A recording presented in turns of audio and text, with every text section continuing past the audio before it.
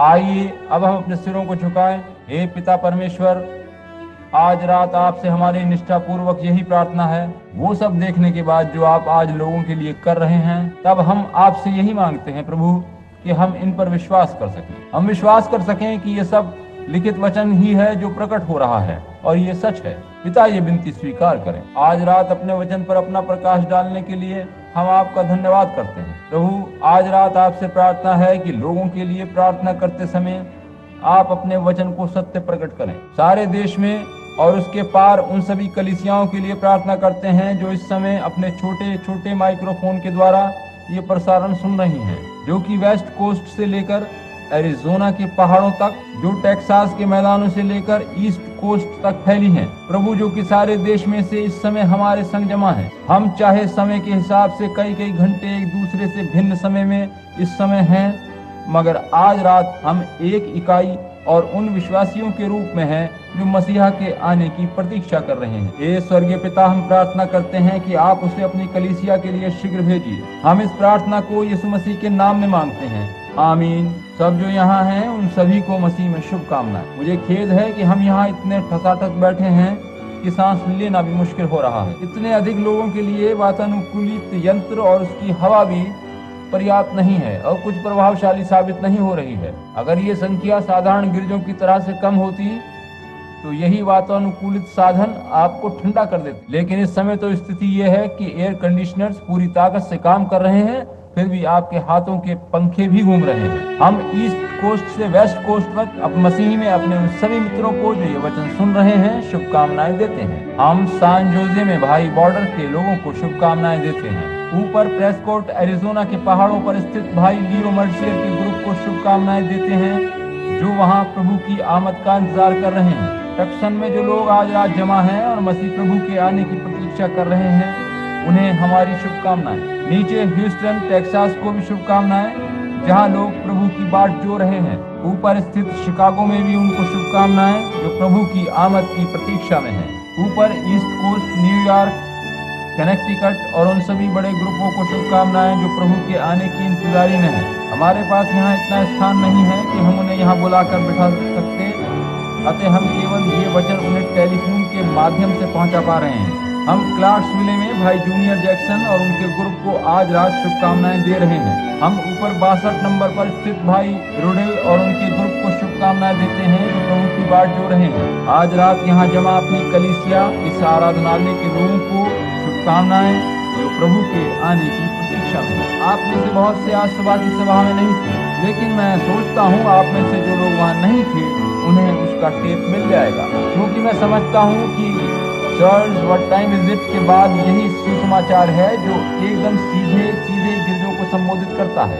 मुझे लगा कि पवित्र आत्मा ने मुझे वो सब कहने के लिए निर्देशित किया था। ये काफी लंबा हो गया था, मगर फिर भी मुझे प्रतीत हुआ कि पवित्र आत्मा वह सब कहना चाहता है। और मैं सोचता हूँ कि प्रभु ने अपने वचन के द्वारा ये दिखाया कि हम कैसे समय में रह रहे हैं और हमें जताया कि हम इन घटित होने वाली अद्भुत बातों को समझ सकें। आप जानते हैं कि पवित्र शास्त्र कहता है जिसमें बुद्धि होगी वही समझेगा, लेकिन देश और लोग कमजोर तथा बुद्धिमान होते जाएंगे। जरा सोचिए कि आज अमेरिकी लोगों की औसत आयु 23 वर्ष है। कमजोर हैं परंतु अक्लमंद हैं। पुराने समय में लोगों के पास जेट वायुयान और अणु शस्त्र नहीं थे, मगर वे लंबी आयु तक जीते थे। निरंतर कमजोर और बुद्धिमान होते जा रहे हैं और हमारी बुद्धिमत्ता हमारी बर्बादी का कारण बनती जा रही है। हम स्वयं को नष्ट करेंगे।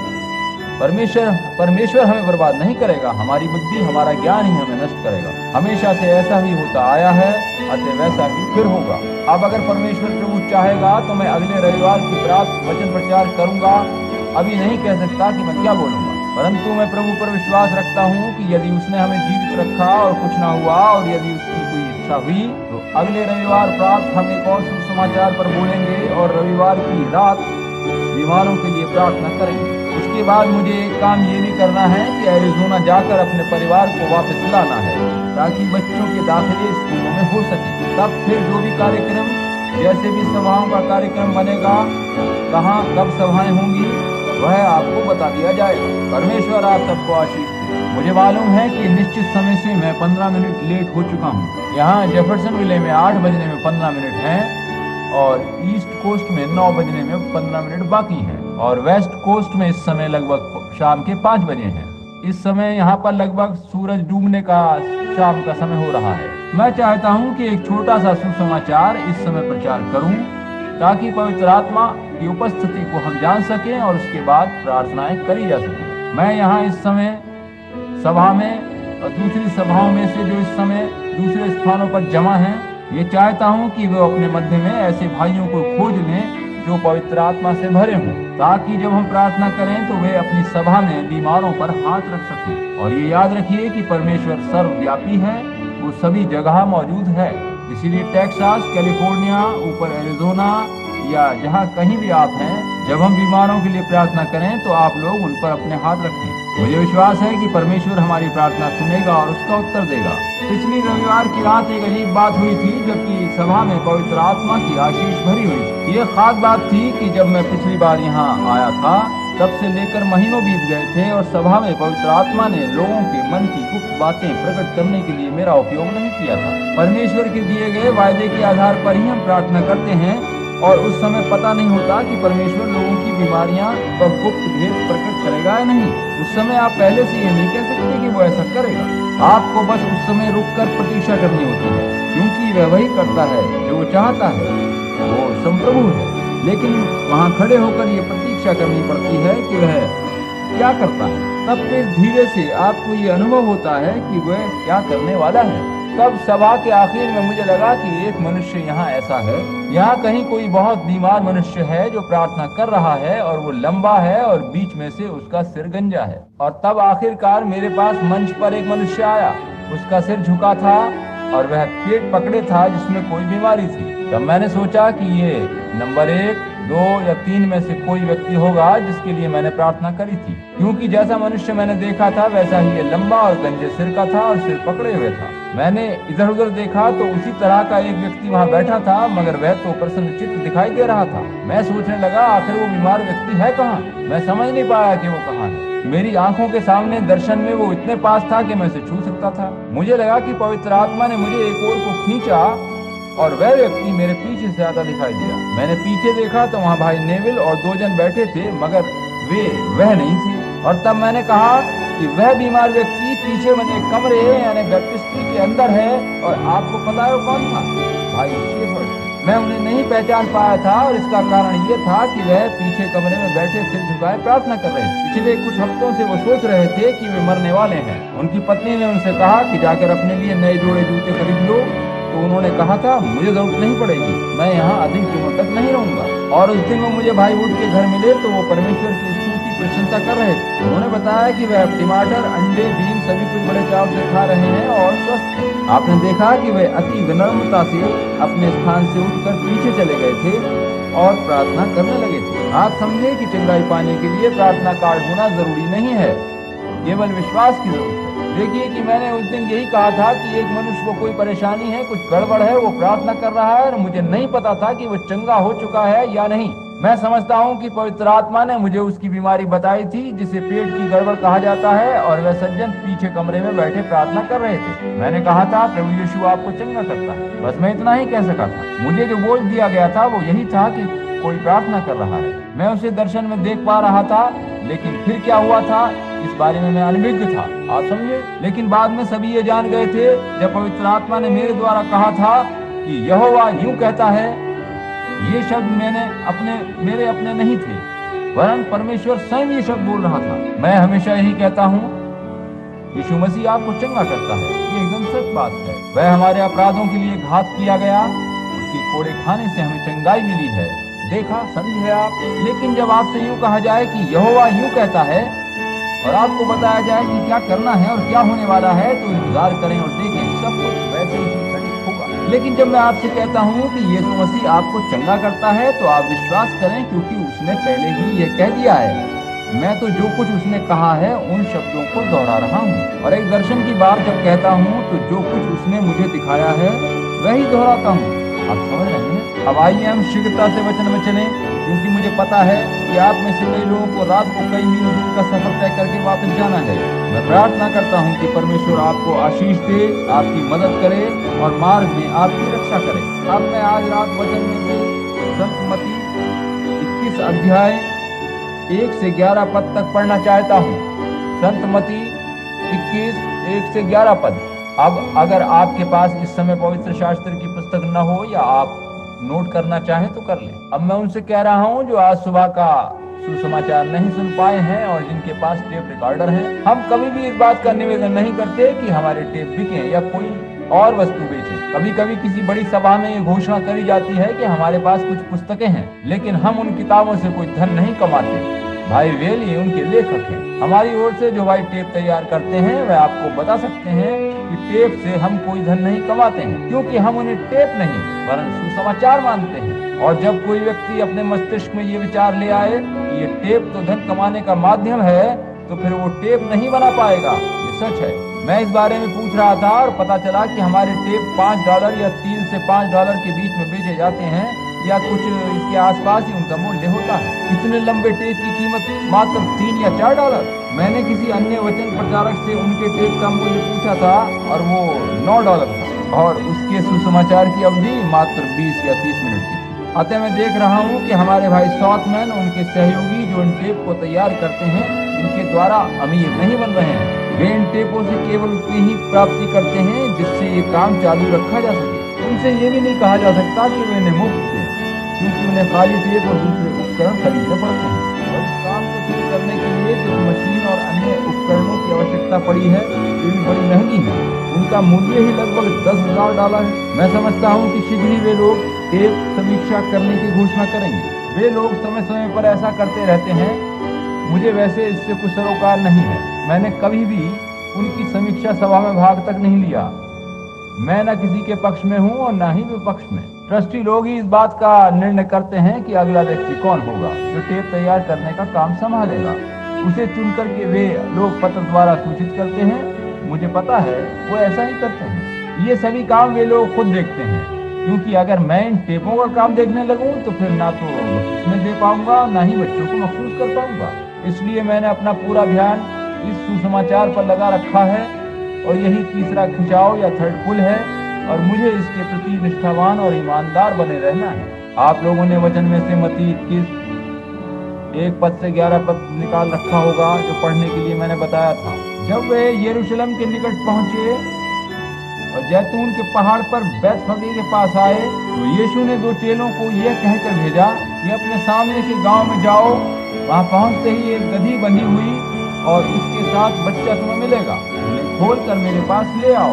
अगर तुमसे कोई कुछ कहे तो कहो कि प्रभु को इनका प्रयोजन है, तब वह तुरंत उन्हें भेज देगा। यह इसलिए हुआ कि जो वचन भविष्यवक्ता के द्वारा कहा गया था वह पूरा हो कि सिय्योन की बेटी से कहो, देख तेरा राजा तेरे पास आता है, वो नम्र है और गधे पर बैठा है, वरन लादू के बच्चे पर। चेलों ने जाकर जैसा यीशु ने उनसे कहा था वैसा ही किया और गधी और बच्चे को लाकर उन पर अपने कपड़े डाले और वह उन पर बैठ गया। और बहुतेरे लोगों ने अपने कपड़े मार्ग में बिछाए और लोगों ने पेड़ों से डालियां काट कर मार्ग में बिछाई। और जो भीड़ आगे आगे जाती और पीछे पीछे चली आती थी, पुकार पुकार कर कहती थी कि दाऊद के संतान को होशन्ना, धन्य वह जो प्रभु के नाम से आता है, आकाश में होशाना। जब उसने यरूशलेम में प्रवेश किया तो सारे नगर में हलचल मच गई और लोग कहने लगे ये कौन है। लोगों ने कहा ये गलील के नासरत का भविष्यद्वक्ता यीशु है। अब अगर इस पढ़े गए वचन में से मैं अगले 30 मिनट के लिए प्रार्थनाएं शुरू करने से पहले एक विषय चुनूं तो मैं इसमें ये विषय चुनकर इसमें बोलना चाहूंगा, पहाड़ पर क्या आकर्षण है। अब देखिए कि वो एक अत्यंत उदासीन व थकान से ओतप्रोत और एक असाधारण दिवस था। हम देखते हैं कि यीशु यरूशलेम में आ रहा था और सबत में शामिल होने के लिए वो तैयार था। सबत में एक निर्दोष मेमना बलि करके उसका लहू प्रायश्चित के ढकने पर छिड़का जाता था ताकि लोगों के लिए प्रायश्चित किया जा सके। यीशु बैतफगे से होता हुआ जैतून पहाड़ की चोटी पर से आ रहा था। वहां से नीचे ही पहाड़ी पर यरूशलेम बसा हुआ था और जो ही यीशु ने नीचे उस यरूशलेम को देखा तो वो जान गया था कि यह उसका अंतिम आगमन था। यही वो समय था जब उसे पापियों के हाथों में सौंपा जाना था कि वे उसे घात करें। उसे एक ऐसी भयानक मृत्यु से मरकर दफन होना था जिससे कभी कोई मानव न मरा था। उसे कुछ ऐसे लोगों से धोखा खाना था जो उस समय भी ठीक उसके साथ थे। और स्वयं परमेश्वर होने के नाते वो जानता था कि उनके हृदयों में क्या था, और उसे शुरू से पता था कि कौन उसके साथ विश्वासघात करेगा। और वह उस मनुष्य को जानता था जो उसके साथ था और पैसों आदि का हिसाब रखता था। उसे पता था कि वही मनुष्य उसे धोखा देगा, और वो जानता था कि रोमन राज्य की एक क्रूर सलीब वहां बाहर उसकी प्रतीक्षा कर रही थी। वो जानता था कि उसके शरीर का लहू और पानी अलग अलग हो जाने वाला था, और उसे पता था कि उसका लहू बड़ी बड़ी पसीने की बूंदों के समान उसके हाल से टपकने वाला था। जो कुछ होने वाला था वह उसे सब पता था, और वह उस पहाड़ पर से खड़ा यरूशलेम की ओर देख रहा था। उस समय के लोगों ने, जो विशेष धार्मिक लोग गिने जाते थे, उससे घृणा करी थी। उस समय के आराधनालयों ने उससे घृणा करी और उसकी बात सुनने वालों की निंदा करी थी। और अगर लोग उसकी सभाओं में चले जाते थे तो उस समय के आराधनालय उन लोगों को तुरंत अपनी सहभागिता से बहिष्कृत कर दिया करते थे। इसमें कोई ताज्जुब नहीं है कि पवित्र शास्त्र कहता है कि वह अपनों में आया, मगर अपनों ने उसे ग्रहण न किया। वे जिन्होंने उससे प्रेम करना था तथा उसके साथ होना था, वही उसके सबसे कट्टर शत्रु बन गए थे। उसने अपने लिए थोड़े से अशिक्षित, निर्धन, मछली पकड़ने वालों व चुंगी लेने वाले लोगों को चुनकर उन्हें अपने संग लिया था। पवित्र शास्त्र बताता है कि उनमें से कुछ तो अनपढ़ और अज्ञानी मनुष्य थे, कुछ तो अपना नाम तक नहीं लिख सकते थे। वह अपने लिए लोगों को चुनने के वास्ते आराधनालयों में नहीं गया। वह उस समय के गिरजों के नेताओं की बातों से कदापि सहमत नहीं हुआ था। इसके अलावा भी वह एक भविष्यद्वक्ता की रीति पर चला था। जैसे कि पिछले नबी ने सभी बुरी बातों की निंदा करी थी क्योंकि उसके आगे आगे चला था, वैसे ही उसने भी किया। विगत नबी तो वचन का एक भाग मात्र थे, जबकि वह तो पूर्ण सिद्ध वचन था।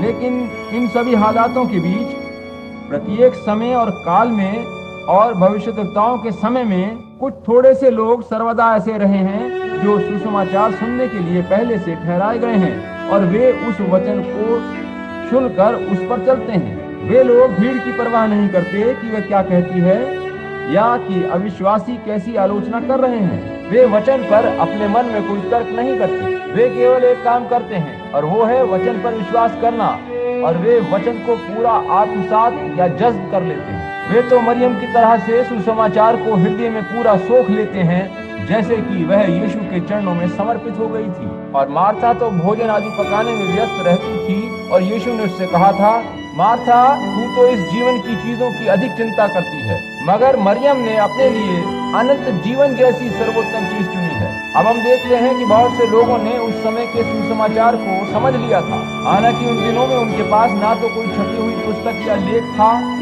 न दूरदर्शन, न टेलीफोन, कुछ भी न था जैसी सुविधाएं आज हमारे पास हैं। मगर ऐसा लगता है मानो उन लोगों के मन में शीतल हवा का कोई झोंका ये बात बता गया हो कि यह आने वाला ही सबत का मेमना है। बहुत से लोगों को जिनके पास आत्मिक बुद्धि थी, यह पता था कि वही सबत का मेमना बनने जा रहा है, क्योंकि यीशु ने आगे आने वाली बातें उन्हें पहले से बता दी, और तब क्योंकि वो जानते थे कि वह वहां आने वाला है और वे उससे प्रेम करते थे, वे उसकी प्रतीक्षा कर रहे थे। वहां पर खड़ी भीड़ कभी इस राह कभी उस पथ को निहार रही थी। वह हर मार्ग को तक रही थी, क्योंकि उसे पता था कि किसी भी घड़ी वह आने वाला है। उन्हें इंतजार था। दूसरे लोग आश्चर्य कर रहे थे कि मामला क्या है, क्यों लोग इस पथ से उस पथ को दौड़ रहे हैं, आकर्षण क्या है। और वे लोग कभी इस ओर कभी उस ओर देख रहे थे कि जान लें कि माजरा क्या है। ऐसा लगता था कि उन्हें किसी विशेष घटना के घटने का इंतजार था। ओ, मैं कितना चाह रहा हूँ कि कुछ क्षणों के लिए विषय से हटकर देखूं कि आज भी मामला क्या है। वे लोग जो उसकी आमद की प्रतीक्षा कर रहे हैं, वे बड़ी आशा संजोए हुए हैं। हम उसकी आमद के विचार को हृदयों पर अनुभव कर पा रहे हैं। वे लोग उसकी आमद के चिन्हों को खोज रहे हैं, देखकर उनको वचन से मिलाकर देख रहे हैं। और जब उन्होंने शुरू से अंत तक की सब भविष्यवाणियों को जो उसके बारे में थी पूरा होते देखा, तो जान गए कि अंत समय निकट है। वे उस समय वहां मौजूद होना चाहते थे, अतः वे जागरूक थे। भीड़ का एक छोटा सा हिस्सा उसके लोगों का था, कुछ उसके विरुद्ध थे, अधिकांश लोग विरुद्ध थे। लगभग 90% उसके विरोध में थे, कुछ उसके विरुद्ध थे, अधिकांश लोग विरुद्ध थे। लगभग 90% उसके विरोध में थे। और आज भी ऐसा ही है। जब वचन और मसीह का सवाल उठता है तो धार्मिक लोगों की भीड़ में लगभग 1% लोग ही उस पर विश्वास करते हैं। जो भी काम किया जाए चाहे उस पर बाकी लोग कोई ध्यान नहीं देते। ये लोग या तो उन बातों का मजाक उड़ाएंगे या उनको धिक्कारेंगे। आज भी वैसा ही हो रहा है। समय और बातें अधिक नहीं बदला करती, इतिहास बस स्वयं को ही दोहराता चला जाता है। हम पाते हैं कि उस समय लोगों में चिंता की लहर थी, होनी ही थी, होनी चाहिए भी थी। वे ताज्जुब में पड़े थे कि जब वो आएगा तो क्या करेगा। वे चाहते थे कि जब वो आए और कुछ भी करे तो वे बस वहां मौजूद रहें। उनकी यही इच्छा थी, उनको उस पर विश्वास था, वो देखना चाहते थे। दूसरों ने बस सुना था कि वो आ रहा है और वे लोग उसका उपहास उड़ाने वहां गए थे। उसके आने का चिंता युक्त पूर्वानुमान से भरा वो दिन, वो समय असाधारण था। आराधनालय शिथिल पड़े निद्रा मगन थे, लोगों की धड़कनें बढ़ती जा रही थी, बहुत से लोग वहां जमा थे। तब वह घटना घटी, वो आता दिखाई दिया। जैतून पर्वत के सबसे ऊपरी भाग पर से एक छोटा सा सफेद गधी का बच्चा पहाड़ी से नीचे उतरता दिखाई दिया। जो मतान से दिखाई दे रहे थे और वो चिल्ला रहे थे, खजूर के पेड़ों की डालियां तोड़ते जा रहे थे। वे अपने वस्त्र उतार कर मार्ग में बिछा रहे थे और चिल्ला रहे थे कि होशन्ना, दाऊद के संतान को होशन्ना, जो प्रभु के नाम से आता है। उस छोटे से लालू के बच्चे पर बैठा सवार अन्य कोई नहीं वरन परमेश्वर के द्वारा अभिषेक किया गया, उस समय के लिए ठहराया गया मसीहा ही था, अन्य कोई नहीं था। परमेश्वर क्या करने जा रहा था उस पहाड़ी पर ऊपर? उस समय आकर्षण का केंद्र क्या था? परमेश्वर अपनी भविष्यवाणी पूरी कर रहा था। ऐतिहासिक घटना घट रही थी। जब कभी ऐसा होता है तो उसमें आकर्षण होता ही है। उस समय गिद्ध और उकाब, सभी तरह के आलोचक एकत्रित हो जाते हैं। आप समझे, जैसा आज सुबह सुसमाचार में मैंने बताया था। दोनों प्रकार के लोग एक साथ ये देखने के लिए जमा होते हैं कि क्या हो रहा है। कुछ लोग उत्सुकता में कुछ गलतियां खोजने और कुछ मात्र आलोचना करने आते हैं। जैसा कि हमने आज सुबह देखा था, सभी तरह के लोग जमा होते हैं, जिनमें विश्वासी, अल्पविश्वासी व अविश्वासी शामिल होते हैं। पहाड़ पर क्या हो रहा है? भविष्यवाणी पूरी हो रही है। अब हम देखेंगे कि क्या हो रहा है। अब देखिए कि जकरिया की पुस्तक के 9वें अध्याय की 9वीं आयत में क्या कहा गया है। जकरिया, जो कि एक नबी था, आत्मा से भरकर यूं कहता है, हे सिय्योन की बेटियों, बहुत मगन हो। हे यरूशलेम की बेटी, जय जयकार कर। देख, तेरा राजा तेरे पास आएगा, वो धर्मी और उद्धार पाया हुआ है। वह दीन है और गधे पर, वरन गधी के बच्चे पर चढ़ा हुआ है। अब देखिए कि उन फरीसी लोगों को क्या हो गया था, उन धर्माध्यक्षों को क्या हो गया था, उन धार्मिक लोगों के साथ क्या परेशानी थी। इस घटना से लगभग 487 वर्ष पूर्व परमेश्वर के द्वारा प्रकट किए गए उसके नबी के द्वारा ये कहा गया था। और ये नबूवत, भविष्यवाणी लिखित रूप में उन लोगों के पास पुराने नियम के लेखों में थी। वे लोग क्यों नहीं देख पाए ये भविष्यवाणी पूरी करी जा रही है? वही कारण आज भी है कि लोग देख नहीं पा रहे हैं। लोगों ने परमेश्वर के वचन को लोगों के लिए प्रभावहीन बना दिया है, क्योंकि वे मनुष्यों की शिक्षाओं को परमेश्वर की शिक्षा बनाकर लोगों को सिखाते हैं। अगर ये प्रचारक, उपदेशक, धर्म पंडित तथा कथित आत्मिक लोग, अभिषिक्त कहे जाने वाले लोग पवित्र शास्त्र को पढ़ लेते तो उन्हें आश्चर्य नहीं होता और वे जान जाते कि क्या घटित हो रहा है। वे जान लेते कि परमेश्वर अपने वचन को पूरा कर रहा है। वह भविष्यवाणी पूरी करी जा रही थी और एक नया इतिहास बन रहा था। दुनिया का उद्धार आ रहा था। ऐसा महान दिन आ रहा था जिसकी राह पिछले भविष्यद्वक्ता ताकते रहे थे। कब्रों में सोए लोग उसकी प्रतीक्षा कर रहे थे। ये बात सच है, जरा इसके बारे में सोचिए। कब्रों में सोए सभी धार्मिक जनों को, नबियों को, शहीदों के बहे खून को इसी समय का इंतजार था। अभी अभी यीशु ने पुकार कर कहा था, हे यरूशलेम, हे यरूशलेम, तू जो मेरे भेजे हुए प्रत्येक भविष्यद्वक्ता को पत्थर वहां करता रहा है, उन्हें तूने मार डाला है। मैंने कितनी ही बार चाहा कि तुझे अपने पैरों के तले उसी प्रकार छिपा लूं कि जिस प्रकार मुर्गी अपने बच्चों को छिपा लेती है, मगर तूने नहीं चाहा, किंतु अब तेरा समय आ गया है। कब्रों में जो सोए थे इब्राहिम, इसहाक, याकूब और अन्य सभी भविष्यद्वक्ता इसी घड़ी के आने की प्रतीक्षा कर रहे थे। और उस समय के आराधनालय इस बात के प्रति अंधे बने थे। वे कह रहे थे, ये कौन है जिसने इतना शोर शराबा मचा रखा है? और किसी ने कहा था, ये कौन है? क्या ये उसी बढ़ई का पुत्र नहीं है? हम इसे जानते हैं। उसको इतनी बड़ी समझ और ज्ञान कहाँ से मिला? हमारे किसी भी धार्मिक स्कूल से तो उसने कोई शिक्षा नहीं पाई। हमने तो कभी उसे शिक्षा पाते या पुस्तक पढ़ते नहीं देखा। ये कौन है? लेकिन वो एक नबी की भविष्यवाणी का जवाब था। और इस समय वही एक लालू के बच्चे पर बैठा चला आ रहा था। कैसा आकर्षण था। विगत 4000 वर्षों से जिसकी प्रतीक्षा थी, परमेश्वर अपने उसी प्रतिज्ञा किए हुए वचन को सत्यपूर्ण प्रकट कर रहा था। उत्पत्ति की पुस्तक और उसके 3 अध्याय 15वीं आयत में परमेश्वर ने एक भविष्यवाणी करी थी कि स्त्री का वंश सर्प के सिर को कुचलेगा और वह उसकी बेड़ी को डसेगा। ये भविष्यवाणी एक व्यक्ति के बारे में कही गई थी और पूरे पवित्र शास्त्र में इसका वर्णन था कि एक जन ऐसा आ रहा है जो सर्प के सिर को कुचलेगा। और उन्हीं के मध्य में से जकरिया नामक एक नबी कुछ वर्षों पूर्व उठ खड़ा हुआ था और उसने कहा था, हे यरूशलेम और सिय्योन की बेटियों, खुश हो, आनंद करो, मगन हो, जय जयकार करो, क्योंकि तुम्हारा राजा तुम्हारे पास आ रहा है। वह दीन है और गधे के बच्चे पर चढ़ा हुआ आ रहा है। और वहां लोग थे जो दिन प्रतिदिन पवित्र शास्त्र में से इस भविष्यवाणी को पढ़ रहे थे, उसे उसी प्रकार आता देख रहे थे और फिर भी पूछ रहे थे कि ये कौन है। आप समझे, परमेश्वर उन लोगों के सामने अपने वचन को पूरा कर रहा था जिन्हें ये सब जान जाना चाहिए था, लेकिन उन्हें कुछ पता नहीं था। जब परमेश्वर अपने वचनों को पूरा करता है तो उसमें से एक आकर्षण पैदा होता है। हमेशा ऐसा ही होता है। वह आकर्षण इसलिए होता है क्योंकि उसका काम असाधारण होता है। जब वह अपना वचन पूरा करता है तो उसका काम उस समय के आधुनिक रीति रिवाजों से परे हटकर असामान्य होता है और उस समय के आधुनिक तौर तरीके वाले लोग उस पर विश्वास नहीं कर पाते क्योंकि उनके अपने ढंग भिन्न होते हैं। आइए अब कुछ क्षणों के लिए पवित्र वचन में से उन प्रसंगों को देखें जो असाधारण हैं, जबकि परमेश्वर ने अपनी भविष्यवाणियों को पूरा किया है। परमेश्वर जब कुछ कहता है तो वो वैसा ही करता है। आकाश और पृथ्वी और उसमें का सभी कुछ टल जाएगा, मगर वचन कभी नहीं टलेगा।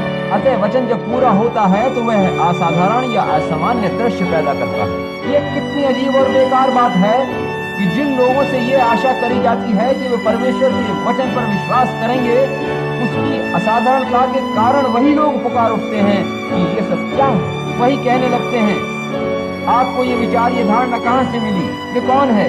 ये क्या बात है? लोग इस तरह के सवाल पूछते हैं, जबकि उन्हें कहना चाहिए उस राजा की होशन्ना जो प्रभु के नाम में आ रहा है। किंतु वहां बहुत थोड़े से लोग थे जो ऐसा ही कर रहे थे। बहुत जरा से लोग यही कर रहे थे। पिछली 4000 सालों की नबूवत पूरी हो रही थी। वह महान घटना जो उस देश में घट सकती थी वो घट रही थी और उसी पर समस्त मृत लोगों की आशा टिकी थी। सारा भविष्य उसी पर टिका था और वे समस्त धर्मी जन जो ये दावा करते थे कि वे वचन पर विश्वास करते हैं, ये पूछ रहे थे ये कौन आ रहा है, ये सब क्या हो रहा है, क्या आकर्षण है। कुछ असामान्य घट रहा था, वैसा ही लगभग आज हो रहा है। कुछ भी नहीं बदला है, अभी भी असाधारण रीति से वचन पूरा हो रहा है। जैसा कि मैंने अभी कहा था, आइए हम उन असाधारण बातों को देखें जो पहले घट चुकी हैं। जब पृथ्वी पर परमेश्वर का न्याय आ गया था और उसे जल के द्वारा नष्ट कर दिया गया था, तो उससे पहले क्या आकर्षण का केंद्र बना था? एक बूढ़ा मनुष्य, लगभग 120 वर्ष की आयु का मनुष्य नौका बना रहा था, जबकि जल का नामो निशान तक नहीं था जिसमें वह नौका तैर सकती। बहुत से वर्षों से वो ऊपर पहाड़ पर था और नौका के द्वार पर खड़ा दिखाई दे रहा था। वह उसके अंदर के भाग का काम पूरा कर रहा था, उस पर भीतर बाहर राल पोत रहा था। उस बड़े वैज्ञानिक युग में वो पुकार पुकार कर कह रहा था कि दुनिया जल प्रलय से बर्बाद होने वाली है। लोग पूछते थे कि ऊपर पहाड़ पर क्या तमाशा हो रहा है। भाई, ऊपर एक नू नाम का बूढ़ा सनकी मनुष्य है। वो बूढ़ा धूप में काम करते करते पगला गया है, उसका दिमाग खराब हो गया है और वह जो कुछ बना रहा है उसे नौका के नाम से पुकारता है। वह कहता है कि ऊपर से पानी गिरने वाला है, जबकि ऊपर कोई पानी नहीं। उसका कहना है कि चारों ओर पानी भर जाएगा और लोग उसमें डूब जाएंगे। और वो कहता है कि जो उसका वचन नहीं सुनेगा और उस नौका में नहीं आएगा वो डूब जाएगा। क्या आपने पहले कभी ऐसी बातें सुनी हैं?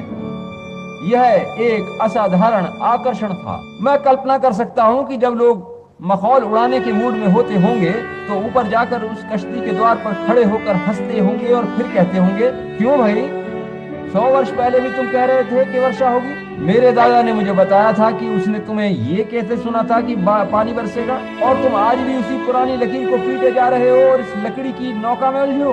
तुम अपने आप में क्यों नहीं आते? लेकिन परमेश्वर वो तैयारी कर चुका था जिसके द्वारा वो अपने भविष्यद्वक्ता का कहा वचन पूरा कर सके। कितना असामान्य, कितना अजीब। परमेश्वर नूह को दिया गया वचन और अपनी प्रतिज्ञा पूरा करने जा रहा था, जबकि लोग हंस रहे थे। परमेश्वर ये भी करने जा रहा था कि दूसरे लोग जान लें, आज तक के लोग जान लें कि वे अपने वचन को पूरा करता है। वह ऐतिहासिक काम करने जा रहा था। कोई परवाह नहीं कि उसकी बात कितनी अवास्तविक कितनी तर्कहीन जान पड़े, फिर भी वह अपने वचनों को पूरा करता है। उस बूढ़े मनुष्य के एक कश्ती बनाने में जुटे रहने के द्वारा आज रात इस अमेरिका और पूरी दुनिया के लिए उसने एक उदाहरण प्रस्तुत किया था। इससे कुछ मतलब नहीं कि विज्ञान क्या कहता है, लोग क्या कहते हैं, यह वह या कुछ और कहते हैं। उसे अपने वचन को पूरा करना था। वह ऐतिहासिक घटना घटित करने जा रहा था। एक दिन जंगल में एक झाड़ी में आग लगी थी। कितनी असाधारण बात थी, उसमें क्या आकर्षण था। और एक भगोड़ा नबी वहां जंगल में खड़ा था। उसने ना तो कोई आवाज सुनी, ना कोई शब्द सुना, किंतु उसने वहां पहाड़ पर एक असाधारण सी बात होते देखी। परमेश्वर उसका ध्यान अपनी ओर खींचना चाह रहा था। आज भी वैसा ही है। परमेश्वर अपने भविष्यद्वक्ता इब्राहिम के द्वारा कहे गए अपने वचन को पूरा करने जा रहा था। उसने कहा था, तेरा वंश 400 वर्षों तक अजनबी देश में परदेसी होकर भटकता रहेगा और फिर मैं अपने बलभुज से उन्हें वहां से छुड़ाऊंगा। और उसी प्रकार से जैसे उसने वह नौका बनाई थी, वह अब एक मनुष्य को यह काम करने के लिए तैयार कर रहा था ताकि विश्वास करने वाले सुरक्षा पा सकें। परमेश्वर ने उस झाड़ी में आग लगा दी और भेड़ों को चराने वाले उस मूसा ने कहा, मैं घूमकर दूसरी ओर से देखता हूँ कि ये अजीब मामला क्या है। और जब परमेश्वर मूसा को उस झाड़ी तक ले आया तो उसने उससे बातें करी।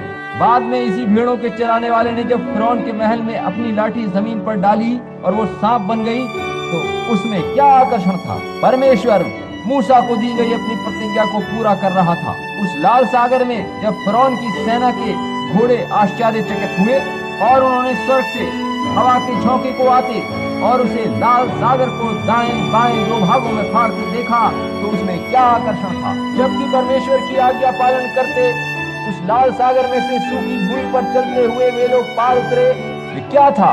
परमेश्वर अपने दिए वचन को पूरा कर रहा था। मरणहार को अलग हटाया गया और जीवंत लोग उस पार पहुंच गए और आत्मिक रीति से मृत लोगों ने उनकी नकल करनी चाहिए और डूब गए। परमेश्वर अपनी भविष्यवाणी पूरी कर रहा था और इतिहास बना रहा था। उस लाल सागर का यही आकर्षण। सीने पर्वत पर दूसरे दिन के बाद जो हुआ, उसमें क्या आकर्षण था। जब लोगों को आज्ञा दी गई थी कि अपनी स्त्रियों के पास न जाना, जब उनसे कहा गया था कि अपने वस्त्र धोकर स्वयं को पवित्र करके उस पर्वत के पास एकत्रित होना, जहां मूसा नामक एक जन ने उनसे कहा था कि उसने परमेश्वर के तेज के आग के खंभे को देखा है। और परमेश्वर ने मूसा से कहा था, मैं लोगों के बीच उतर आऊंगा, जो कुछ मैंने तुझसे कहा है उसकी पुष्टि करूंगा कि मैं कौन हूँ। मैं उन्हें ये दिखाने जा रहा हूँ कि मैं वही परमेश्वर हूँ। यही वो आकर्षण था। परमेश्वर अपने वचन को पूरा कर रहा था। इतिहास में एक दिन उस समय क्या आकर्षण था जब एक देश अपने परमेश्वर को भूल गया था, जहाँ के लोग अनौपचारिक और परमेश्वर के प्रति उदासीन हो गए थे, जहाँ याजक लोग आधुनिक रीति रिवाजों में चले गए थे, जहाँ के भविष्यद्वक्ता याजकों की इच्छानुसार भविष्यवाणियां करने लगे थे। और जैसा कि होता है, उन दिनों भी उनके मध्य एक मनुष्य था जिसे वे हठधर्मी समझते थे। और वे बूढ़ा सा मनुष्य सर्वदा स्त्रियों और उनके साथ श्रृंगार आदि के विरुद्ध बोला करता था। और ये बूढ़ा मनुष्य राजा के पास आकर बोला था कि जब तक मैं न कहूँ ओस की एक बूंद भी न गिरेगी। और तब हम पाते हैं कि वो भागकर जंगल में कहीं छुप गया था और लोगों ने ये सोचा था कि शायद वो भूखा मर गया था या कहीं नाश हो गया था, परंतु उसको जल और भोजन पर्याप्त रूप से मिलता रहा था। और एक दिन उसने आकर उनसे कहा था कि क्या तुमने देखा कि मेरे पास यहोवा यूं फरमाता है वाला वचन है, और यदि तुम अभी भी मानने को तैयार नहीं हो तो आओ ऊपर पहाड़ पर चलें और हम साबित करें कि परमेश्वर कौन है, क्योंकि उसे प्रभु से एक और दर्शन मिला था। उसने कहा कि अपने लिए एक वेदी चुन लो और उसे बना लो और अपने लिए बैल चुनकर उन्हें ज़िबा करो। मैं भी प्रभु के लिए एक वेदी बनाकर उस पर अपना बैल चुनकर रखूंगा और हम दोनों अपनी अपनी कुर्बानी देंगे और उसको जो वास्तव में परमेश्वर होगा उसे उसका उत्तर देने दो। बाद में उसने बताया था कि वह कदापि ऐसा न करता अगर परमेश्वर ने उसे वैसा करने के लिए न कहा होता। उसने कहा था कि प्रभु, मैंने ये सब आपकी आज्ञानुसार किया है। किंतु आकर्षण क्या है? वहाँ उस पहाड़ पर 400 याजक, रथ पर सवार उनका राजा, उसकी सारी सेना और सिपाही आदि जमा थे। और इधर था एक गंजे सिर, धुआंधार, झुरझुरा चेहरे वाला एक बूढ़ा जिसके बाल इधर उधर उसके मुंह पर बिखरे पड़े थे। वह भेड़ की खाल लपेटे था, सारे शरीर पर बाल थे, एक हाथ में एक छड़ी और दूसरे में तेल की कुप्पी थी। जिसने 3.5 साल पहले कहा था कि जब तक मैं न कहूं आकाश से ओस की एक बूंद भी न गिरेगी। परमेश्वर के बजाय जिन देवी देवता आदि की लोग बातें करते थे उनके लिए चुनौती दी गई थी। और इस समय यहाँ वही हठधर्मी बूढ़ा खड़ा था और उन सभी लोगों को पहाड़ पर ले आया था। वहाँ पर क्या आकर्षण था! वहाँ पर परमेश्वर प्रकट करने जा रहा था कि उसका भविष्यद्वक्ता सही है। परमेश्वर वहाँ अपनी भविष्यवाणी को पूरा करने जा रहा था। परमेश्वर वहाँ इस प्रकार अपने वचन को पूरा कर एक और इतिहास बनाने जा रहा था। कुछ 100 वर्षों के बाद उसी की आत्मा से परिपूर्ण एक और व्यक्ति हुआ। वह किसी संस्था से जुड़ा नहीं था, हालांकि उसका बाप याजक के संस्थागत क्रम में से था, मगर वह सीधा जंगल में से प्रकट हुआ था। वह भेड़ की खाल लपेटे जंगल में से आया था। उसके सारे शरीर पर भूरे के बजाय काले रंग के बाल उगे थे।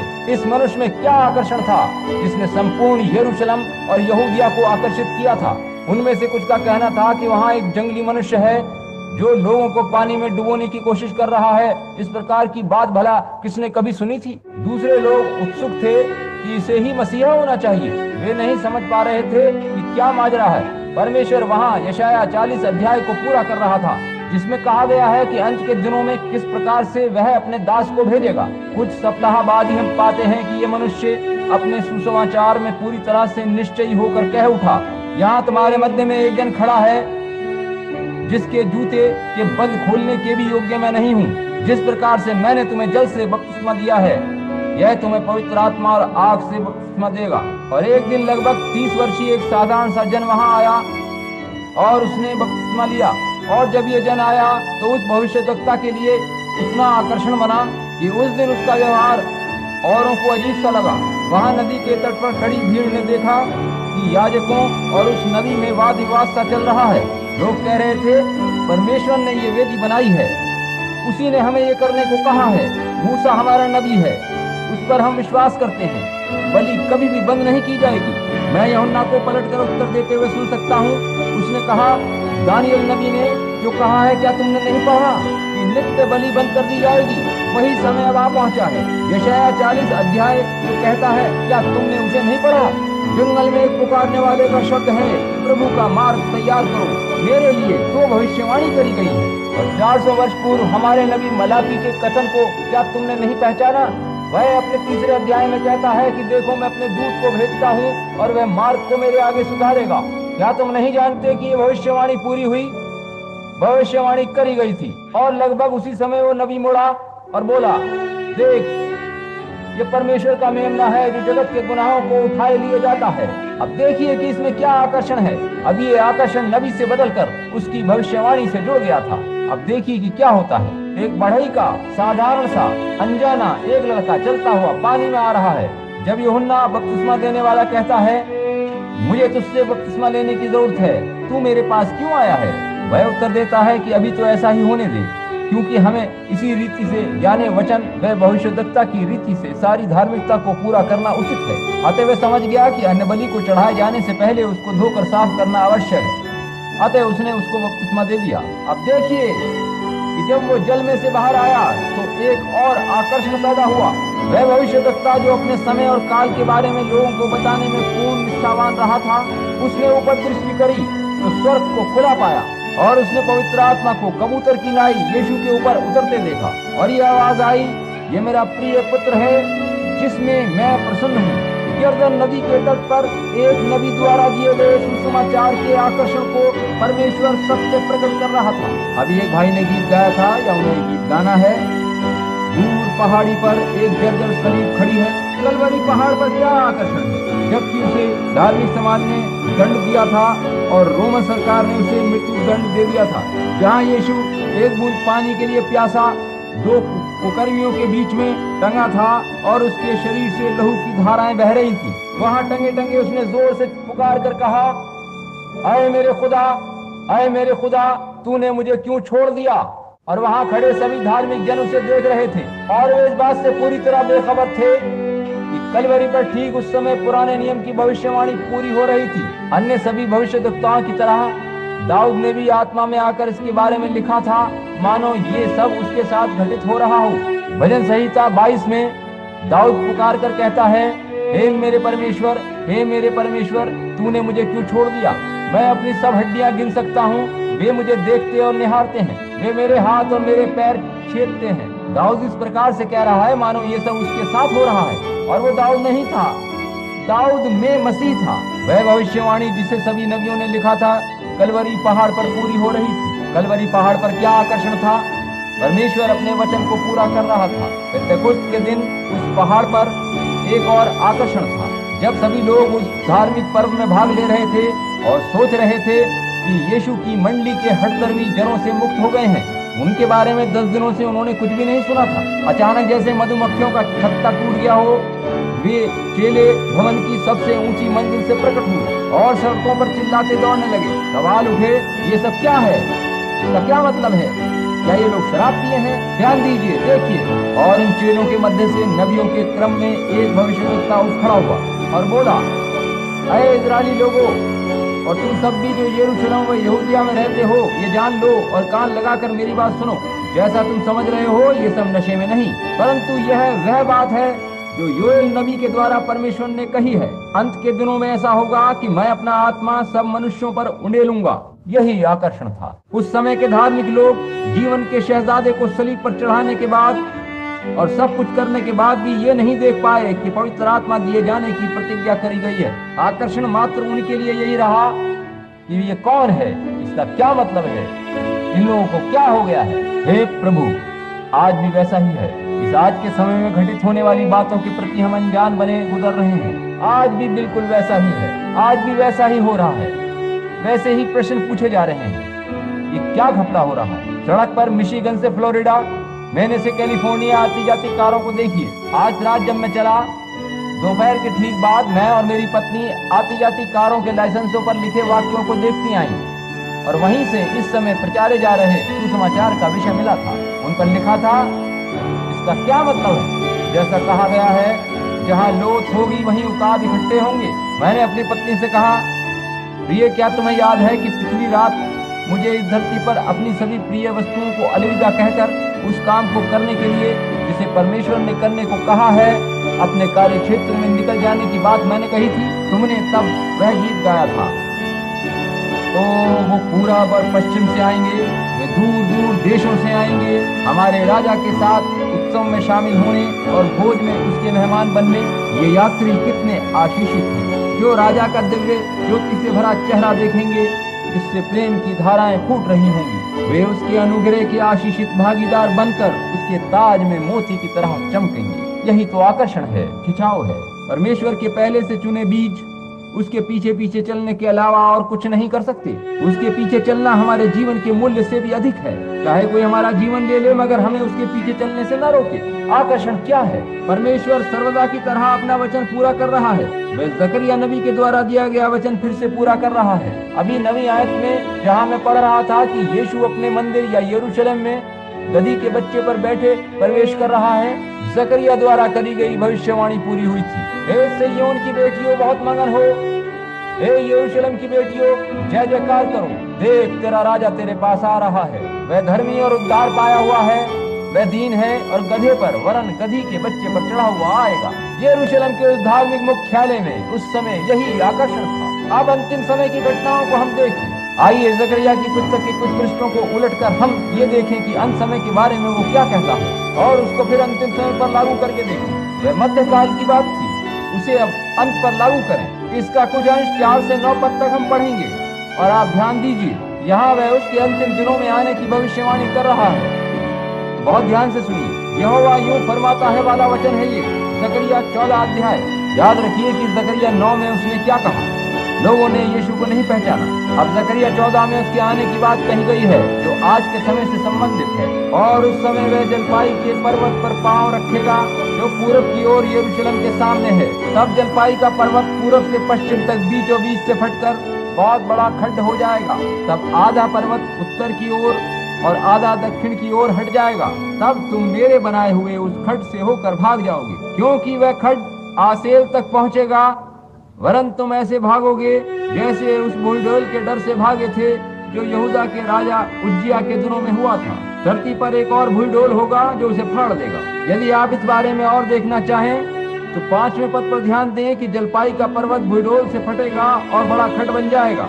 और इसकी पुष्टि यशाया 29:6 और प्रकाशित वाक्य 16:9 में करी गई है। ठीक यही बात है। जिस नबी ने उसकी पहली आमद देखी, उसी ने उसकी दूसरी आमद भी देखी थी। ध्यान दें कि भूडोल के दिनों की बातें हैं। देखिए कि भूडोल क्या कर रहे हैं, उनसे संबंधित भविष्यवाणियां देखिए। और प्रभु तुम्हारा परमेश्वर अपने सभी संतों के साथ आएगा और उस समय ऐसा होगा, ऐसा ही होगा। हालेलुया। और उस दिन न तो दिन होगा न रात होगी, और लगातार एक ही दिन होगा जिसे यहोवा ही जानता है। न तो दिन होगा न रात होगी, मगर सांझ के समय उजियाला होगा। एक परमेश्वर सांझ के समय उजियाला होगा। वही भविष्यवक्ता ये कह रहा है और लोग अन्य क्या आकर्षण है। आइए कुछ और आयतें पढ़ें। उस समय यरूशलेम से बहता हुआ जल फूट निकलेगा। उसकी एक शाखा पूरब के ताल और दूसरी पश्चिम के समुद्र की ओर बहेगी, और धूप के दिनों में और जाड़े के दिनों में बराबर बहती रहेगी।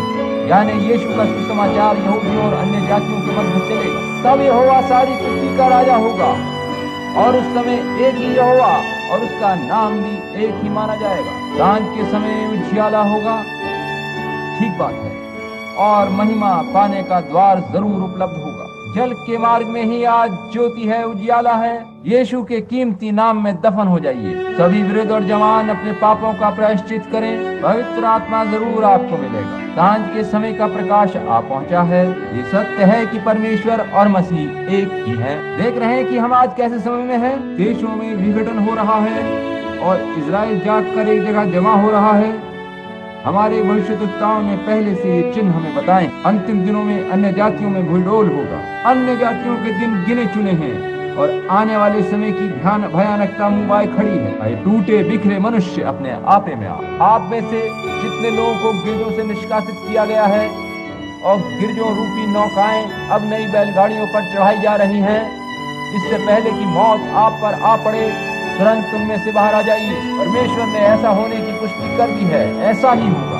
आइए हम एक और वचन मलाकी 4 अध्याय में से पढ़ें जो पुराने नियम में दिया गया है। देखो, वो धधकते भट्टे का सा दिन आता है जब सब अभिमानी और सब दुराचारी लोग अनाज की खूंटी बन जाएंगे। अब देखिए कि मलाकी 3 अध्याय में उसकी पहली आमद है और यह अब दूसरी आमद का वर्णन है। डॉक्टर स्कॉफील्ड ने भी टिप्पणी में जो कुछ दिया है उससे हालांकि मैं सहमत नहीं हूँ, मगर इस बारे में उनकी बात सही है और उन्होंने उसे लाइन खींचकर दर्शाया है। मलाकी 3 में यूहन्ना की सेवकाई, मसीह की दूसरी आमद से पूर्व एलिया की सेवकाई, ये बातें ठीक थी। सभी अभिमानी लोग भस्म हो जाएंगे, सेनाओं के यहोवा का यही वचन है। सब दुराचारी लोग अनाज की खूंटी बन जाएंगे। सोचिए कि तब अनंत नरक की बात कहाँ रही। परंतु तुम्हारे लिए जो मेरे नाम का भय मानते हो, धर्म का सूर्य उदय होगा और उसकी किरणों के द्वारा तुम चंगे हो जाओगे और तुम निकलकर पाले हुए बछड़ों की नाई कूदोगे और फांदोगे। तब तुम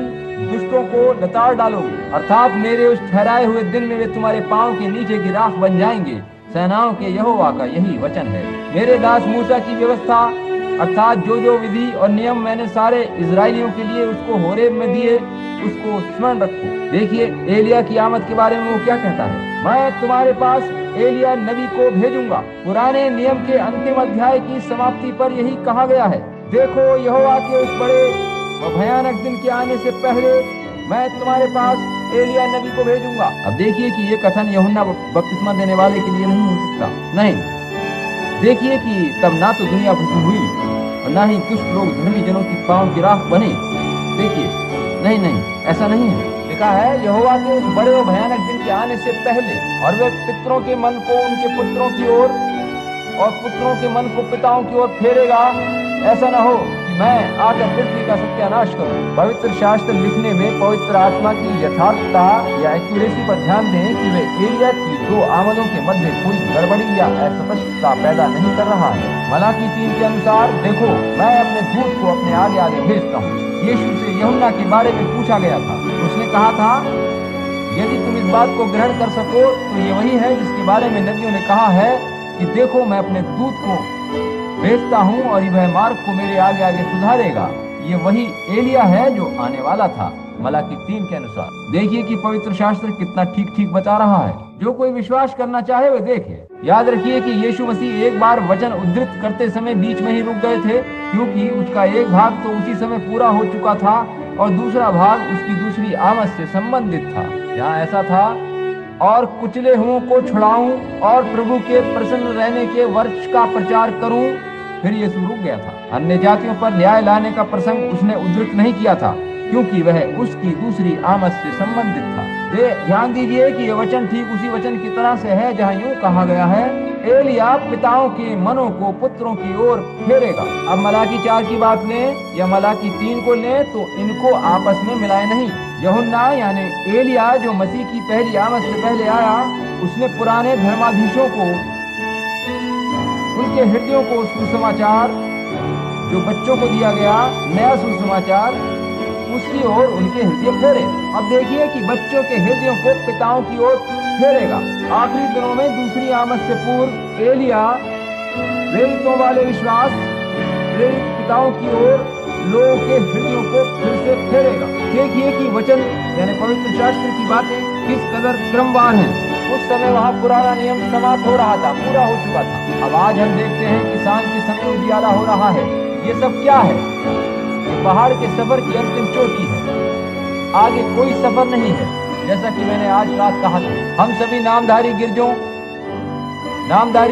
डिनोमिनेशनल काल में से गुजर चुके हैं, जैसा कि मैंने आज रात बताया था, किंतु संतरे के वृक्ष के मूल फल के रूप में नहीं, मगर हम अंगूर, नींबू और अन्य सभी फल जो मूल लता में रोपे गए थे उनमें से गुजरे हैं। मगर ये सब वैसे नहीं था जैसा एकदम शुरू में मूल फल था। किंतु उसके बाद देखिए, ध्यान दीजिए, इसमें चूकिए नहीं, सच्चाई अब आ रही है। जब सारे डिनोमिनेशन अपना खेल खेल चुके हैं और उनके पास उजियाला है ही नहीं जिस पर वो अपनी बुनियाद रखते, तब एक दिन ऐसा है जिसे न रात कहा जा सकता है और न दिन। वे क्या कर रहे हैं?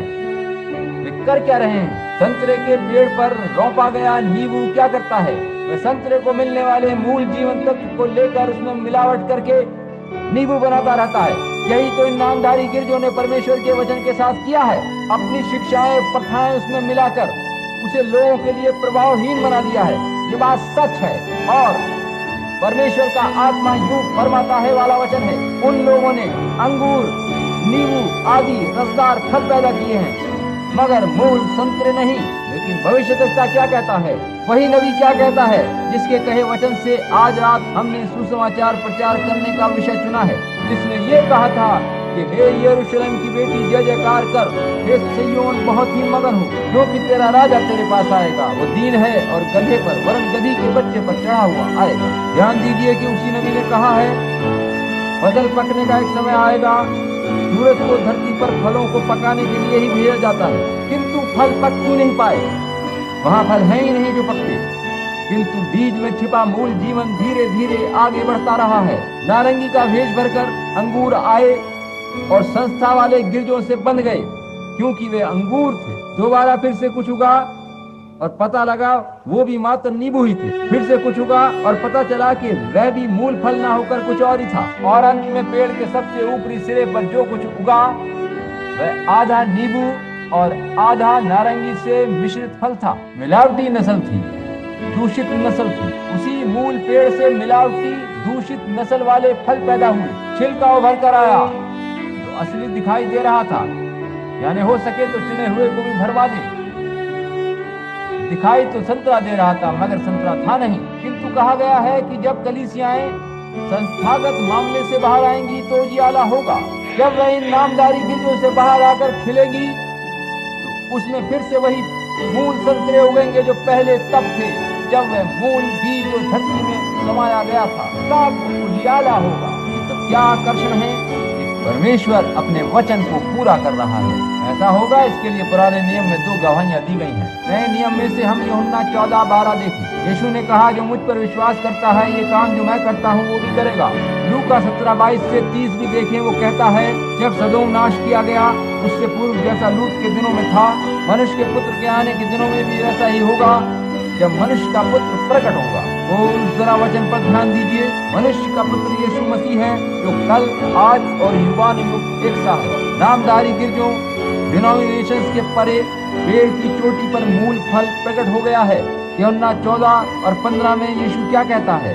जो डाली मुझ में है और फल नहीं लाती वो काटी और छांटी जाएगी और जलने के लिए आग में डाली जाएगी। किंतु जो जो डाली मुझ में बनी रहेगी और फल लाएगी वह शुद्ध और पवित्र करी जाएगी। वो इस छोटे से गधे पर बैठकर आने वाले सच्चे किसान के साथ अंत के समय एक छोटा सा झुंड होगा और जो कोई उसके साथ होगा उन पर अगली वर्षा बरसेगी और अनुग्रह बरसेगा। और वहाँ कोई डिनोमिनेशन या संस्थागत गिरजे या उनके संदेह नहीं होंगे, वरन दीन बने उस राजा की शान में पुकार होगी, होशन्ना उस राजा को जो प्रभु के नाम से आ रहा है। उस पर्वत पर क्या खिंचाव है। अधिक समय नहीं हुआ जब इसी मंच से पवित्र आत्मा ने मुझसे कहा था कि एक दिन आएगा जब कोई तुम्हारे घर के सामने बुलडोजर चलाएंगे और तुम्हारे बाहरी द्वार को तोड़कर हटा देंगे। जब ऐसा हो तो इसे नजरअंदाज करना और क्रोधित मत होना। मैंने अपने द्वार को पहाड़ी के ऊपर टूटा फूटा बिखरा हुआ देखा। मैंने देखा कि पहाड़ी का भाग भी खुदा था, मेरा बोर्ड आदि सभी धूल धूसरे टूटे पड़े थे। मैंने देखा कि वहाँ एक बदमाश लोफर किस्म का आदमी खड़ा था जिसने ये सब किया था। मैंने कहा, तुमने पहले मुझसे ये सब करने के लिए क्यों नहीं बताया? वो ज्यादा होशियारी दिखाने लगा। तब मैंने उसे मुक्का मारा। मैंने कहा, जब से मैंने बॉक्सिंग रिंग छोड़ा है मैं ऐसा करता नहीं हूँ, मगर मैं तुम्हें जरा सबक सिखा दूं। और मैंने उसे एक और जमा दिया। जब मैंने उसे धरती पर गिरा दिया तो फिर उठाया और फिर पटक दिया। 3-4 बार मैंने उसे उठाया, पटका, फिर ठोकर मारकर पहाड़ी पर सरका दिया। तब मुझे महसूस हुआ कि अच्छी बात नहीं है। मैं उसके पास गया, मैंने उसे उठाया, उससे हाथ मिलाया और कहा, मैं तुमसे नाराज नहीं हूँ, मगर मैं बस तुम्हें ये बताना चाहता हूँ कि तुम मुझसे उस सुर में बात नहीं कर सकते। और जब मैं मुड़कर वापस आया तो पवित्र आत्मा द्वार पर खड़ा था। उसने कहा, अब ये सब भूल जाओ। जब वह सफाई अभियान नीचे की ओर बढ़े तो पश्चिम की ओर चले जाना। ये पवित्र शास्त्र की पुस्तक मेरी सब जरूरतों को पूरा करती है। मेरी सभी परेशानी, दुख, संकट में ये सुंदर औषधि के समान। और देखिए कि ये पुस्तक वचन है और वचन परमेश्वर है। अपनी परेशानियों को नजरअंदाज कर दीजिए। ये पुस्तक बताएगी क्या करना है। 3 वर्ष पहले मुझे पता चला कि मेरा एक मित्र जो सिटी सर्वेयर या नगर सर्वेक्षक है और मेरे घर के नीचे की ओर रहता है, वह बुलडोजर से काम पर जुटा है। वह मेरा व्यक्तिगत मित्र है और श्री किंग्स का पुत्र है। मैंने पूछा, मर्द क्या मामला है? उसने बताया, बिली, वो लोग इस सड़क को चौड़ा कर रहे हैं। ये सब बातें आपको याद है? मैंने कहा था, हो सकता है पुल बने भाई वुड, अपनी संपत्ति का ध्यान रखना। हो सकता है किसी पुल की योजना बने और ये स्थान उसमें आ जाए या कुछ ऐसा ही हो। मैंने बताया था कि दर्शन में मैंने इस सारी गली को टूटा और ईंट पत्थरों को इधर उधर बिखरे देखा है। अतः मैंने कह दिया था कि अपनी संपत्ति का ध्यान रखना। और जब श्री किंग ने मुझे ये बात बताई कि ऐसा होने जा रहा है तो मैं घर गया और वहाँ बैठी अपनी पत्नी से बोला, प्रिय, इस बारे में मैंने कहीं कुछ लिख करके रखा था और वह यहोवा यूं फरमाता है वाला वचन है। मैं भीतर गया, पवित्र शास्त्र लेकर आया, उसमें देखा, वहाँ लिखा था ऐसा ही होगा। 8 वर्ष बाद ऐसा हो रहा था। इसे देखने के बाद मैंने पत्नी से कहा, प्रिय, ये वो समय है जब हमें पश्चिम की ओर जाना है। उसके 2 दिन के बाद सुबह 10 बजे के करीब मैं अपने कमरे में खड़ा था। मैं परमेश्वर की आत्मा में आ गया और मैंने छोटी पंडुकी चिड़ियों को उड़ते हुए देखा। ये सब वृत्तांत आपको पता ही है। मैंने पिरामिड की शक्ल में 7 स्वर्गदूतों को उड़कर तेजी से अपनी ओर आते देखा। मुझसे कहा गया, पश्चिम की ओर तुक्सन शहर में 40 मील उत्तर पूर्व जाओ और वहां तुम अपने वस्त्रों पर से कोकलेबोर, या जिसे वहाँ बुलहेडर भी कहते हैं, उसे पकड़ोगे। भाई फ्रेड साथमन जो यहाँ बैठे मेरी ओर देख रहे हैं, उस समय सुबह मेरे साथ थे। मैं एक बात को भूल चुका था। मैंने कहा था कि भूडोल की तरह का एक धमाका मैंने सुना है जिसने सारे देश को लगभग हिला कर रख दिया है। मैं देखकर सोच रहा हूँ कि कोई मनुष्य ऐसे में किस प्रकार बच सकेगा। मैं डर गया था। मैं फोनिक्स में था और आप सब जो आज यहाँ मेरी बात सुन रहे हैं आज रात इस बात के गवाह हैं। वहाँ पर search what time is this पर वचन प्रचार किया था। अब कहाँ आप पहुँचे हैं? मैं पश्चिम की ओर चला गया था। आप में से बहुतों के पास उसका टेप है। वह बात बहुतों ने सुन रखी है। वास्तविक रूप से वे सब घटने से लगभग 1 वर्ष या कुछ अधिक समय पूर्व मैंने पहले से सब जो देखा था बता दिया था। मैं पश्चिम की ओर चला गया था और सोच रहा था कि जाने क्या होगा। एक दिन मेरे लिए परमेश्वर की बुलाहट हुई। मैंने अपनी पत्नी से कहा, प्रिय, शायद अब मेरा काम समाप्त हो गया है। ये नहीं मालूम था, शायद परमेश्वर ने मुझसे जो काम लेना था वो ले लिया है और मैं अब अपने वास्तविक घर जाऊंगा। तुम जाओ, बिल्ली को साथ लो, बच्चों की देखभाल करो, जैसे भी हो परमेश्वर तुम्हारे लिए कोई मार्ग निकालेगा। जाओ और परमेश्वर के प्रति सच्ची रहना। देखना कि बच्चे अपनी पूरी पढ़ाई पूरी करें और उन्हें परमेश्वर की चेतावनी व भय के साए में पाल पोस कर बड़ा करना। पत्नी ने कहा, बिल, तुम जो कह रहे हो वो सच ही है, ये तुम्हें खुद पता नहीं है। मैंने कहा, ठीक है, पता नहीं है, मगर ऐसी हालत में कोई भी जीवित नहीं रह सकता है। और एक सुबह परमेश्वर ने मुझे जगाकर कहा, उठो और सवीनो कैनियन में पहुंच जाओ। और मैंने अपना पवित्र शास्त्र और कागज का टुकड़ा लिया और चलने को हुआ। मेरी पत्नी ने पूछा, तुम कहाँ जा रहे हो? मैंने कहा, मुझे नहीं मालूम, जब मैं वापस आऊंगा तब तुमको बताऊंगा। मैं उस कन्यान स्थान पर पहुंचा और सीधा ऊपर पहाड़ पर चढ़ता चला गया, जहाँ उकाब आकाश में चक्कर लगा रहे थे। मैं देख रहा था कि वहाँ कुछ हिरन भी थे। मैं घुटनों के बल बैठकर प्रार्थना करने लगा और अपने हाथ आकाश की ओर उठा दिए। तभी मेरे हाथ में एक तलवार आ टकराई। मैंने चारों ओर देखा और सोचा, ये सब क्या है? शायद मैं अपने आप ही में नहीं हूँ। ये मेरे हाथ में तलवार है जो सूरज की रोशनी में तेज चमक रही है, जगमगा रही है। मैंने सोचा, यहाँ जिस जगह मैं हूँ वहाँ से मीलों दूर तक कोई भी नहीं है, फिर ये तलवार मेरे हाथ में कहाँ से आ सकती है? मुझे एक आवाज सुनाई दी, ये राजाओं के राजा की तलवार है।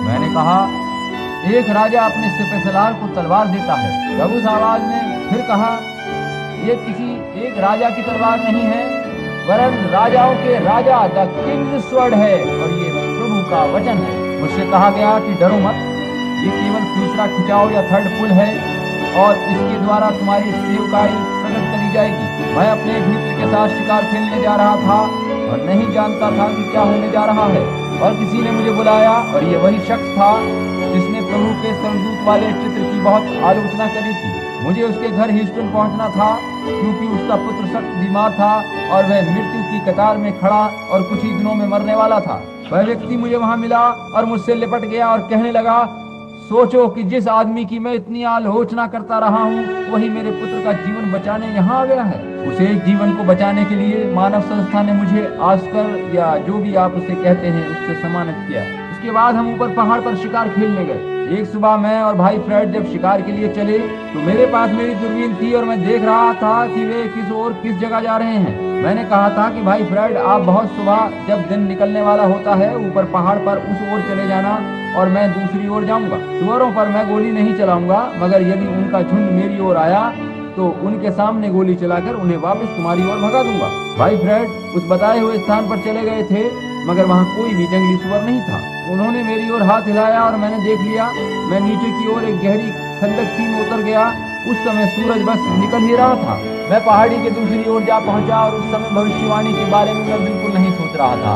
वहाँ बैठकर मैं आराम और इंतजार करने लगा। मैंने सोचा, आखिर वो सारे सुअर कहाँ चले गए, और मैं रेड इंडियन लोगों की तरह से पालती मारकर बैठ गया। और मैंने अपनी टांग की ओर यूं ही देखा तो पैंट पर एक बुल हीडर नामक कीड़ा बैठ गया। मैंने उसे पकड़ लिया और आश्चर्यचकित हो गया। सोचा कि इस समय मैं यहाँ ट्यूसान में 40 मील उससे उत्तर पूर्व में हूँ और मेरा छोटा बेटा जोसेफ वहाँ नीचे कैंप में मेरी प्रतीक्षा कर रहा है। और फिर मैंने सुअरों के एक झुंड को पहाड़ पर लगभग 1000 गज दूर से नीचे को आते देखा। मैंने उस कीड़े को फेंक दिया और सोचा कि इन सुअरों को मैं अब घेर लूंगा। मैंने सोचा कि चलो भाई फ्रेड को बुला लूं और यहाँ एक कागज का टुकड़ा पेड़ पर टांग दूं ताकि पता रहे कि किस ओर शिकार के लिए चलना है। और मैं पहाड़ी के दूसरी ओर जितनी तेजी से चल सकता था चल दिया।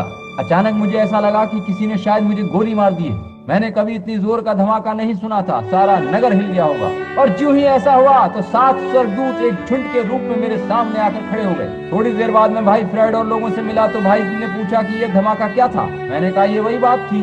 और तुम क्या करने जा रहे हो? मैंने कहा, घर वापस जा रहा हूँ, क्योंकि यहोवा यूं कहता है कि पिछले लगभग 2000 वर्षों में पवित्र शास्त्र में जो 7 भेद गुप्त रहे हैं या छिपे रहे हैं, ये नामधारी गिरजे और इनसे संबंधित तथ्य, उन सबको परमेश्वर अब हमें 7 मोहरों का प्रकाशन देकर 7 भेद हम पर प्रकट किया चाहता है। और जिस प्रकार कोहरा सा उठता है, वैसे ही धरती से उन फरिश्तों का झुंड उठा और ऊपर सीधा पहाड़ पर उठता चला गया। और जिधर से वो आया था, यानी पश्चिम की ओर, उसने चक्कर लगाने शुरू कर दिए। बाद में वैज्ञानिकों और विज्ञान ने उसे पिरामिड के रूप में 30 मील की ऊंचाई पर और 25 मील चौड़ाई में पाया था। और दूसरे दिन इसके खींचे गए चित्र को जब सीधे हाथ की ओर तिरछा किया तो वह यीशु की तस्वीर थी, जैसे कि वो सातों कलीसियाई काल में मौजूद रहा था। वह सफेद विग पहने था, जो कि उसके सर्वशक्तिमान परमेश्वर होने का प्रतीक था। वह अल्फा और ओमेगा है, प्रथम और अंतिम है। सारे अनंत का वह ही एकमात्र न्याय करने वाला है, और इस समय भी यहाँ उपस्थित होकर इस समय के सुसमाचार की पुष्टि कर रहा है। और सांझ के समय उजियाला होगा। ये सब किसके विषय में कहा गया है? ये सब क्या है?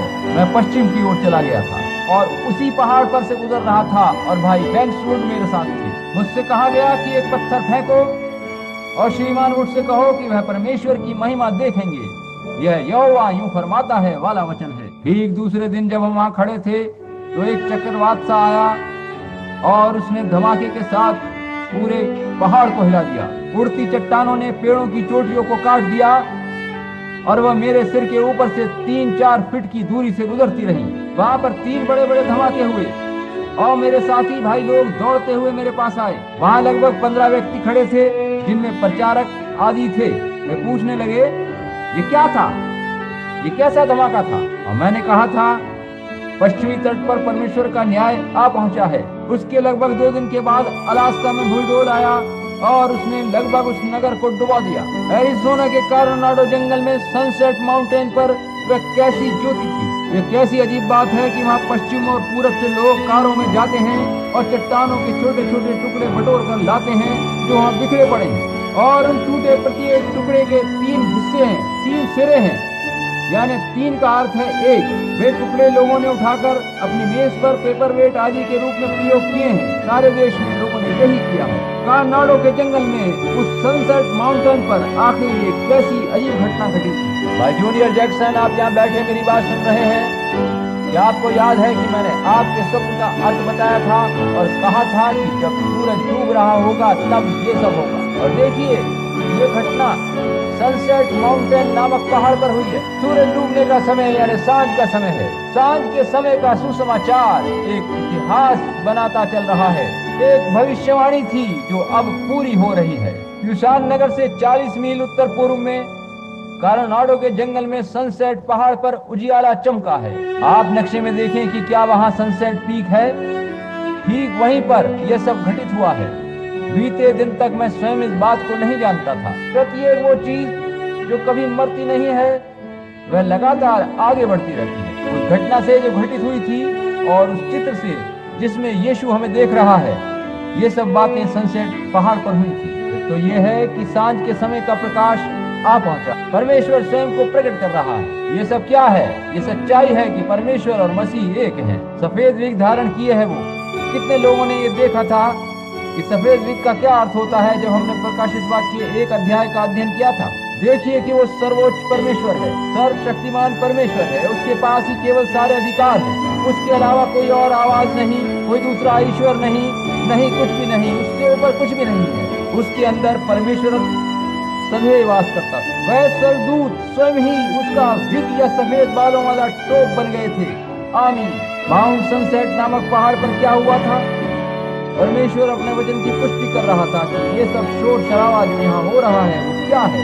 ध्यान दीजिए कि परमेश्वर प्रकाशित वाक्य 10 अध्याय 1 से 7 पद में दिए गए अपने वचन को पूरा कर रहा है। रात में स्वर्गदूत के शब्द देने के दिनों में परमेश्वर का वह गुप्त मनोरथ जो उसने अपने दास भविष्यद्वक्ताओं को दिया, उस सुसमाचार के अनुसार पूरा होगा। अंतिम कलीसिया के लिए अंतिम संदेश सुसमाचार प्रकाशित वाक्य 10:1 से 7 के अनुसार दिया जाएगा। लूका 17:30 के अनुसार ठीक इस समय में मनुष्य का पुत्र प्रकट हो रहा है तथा वचन पूरा हो रहा है। और उन दिनों में झूठे नबी उठ खड़े होंगे, झूठे मसीहा उठ खड़े होंगे जो बड़े बड़े अद्भुत चिन्ह दिखाएंगे, यहाँ तक कि यदि हो सके तो चुने हुए को भी भरवा दे।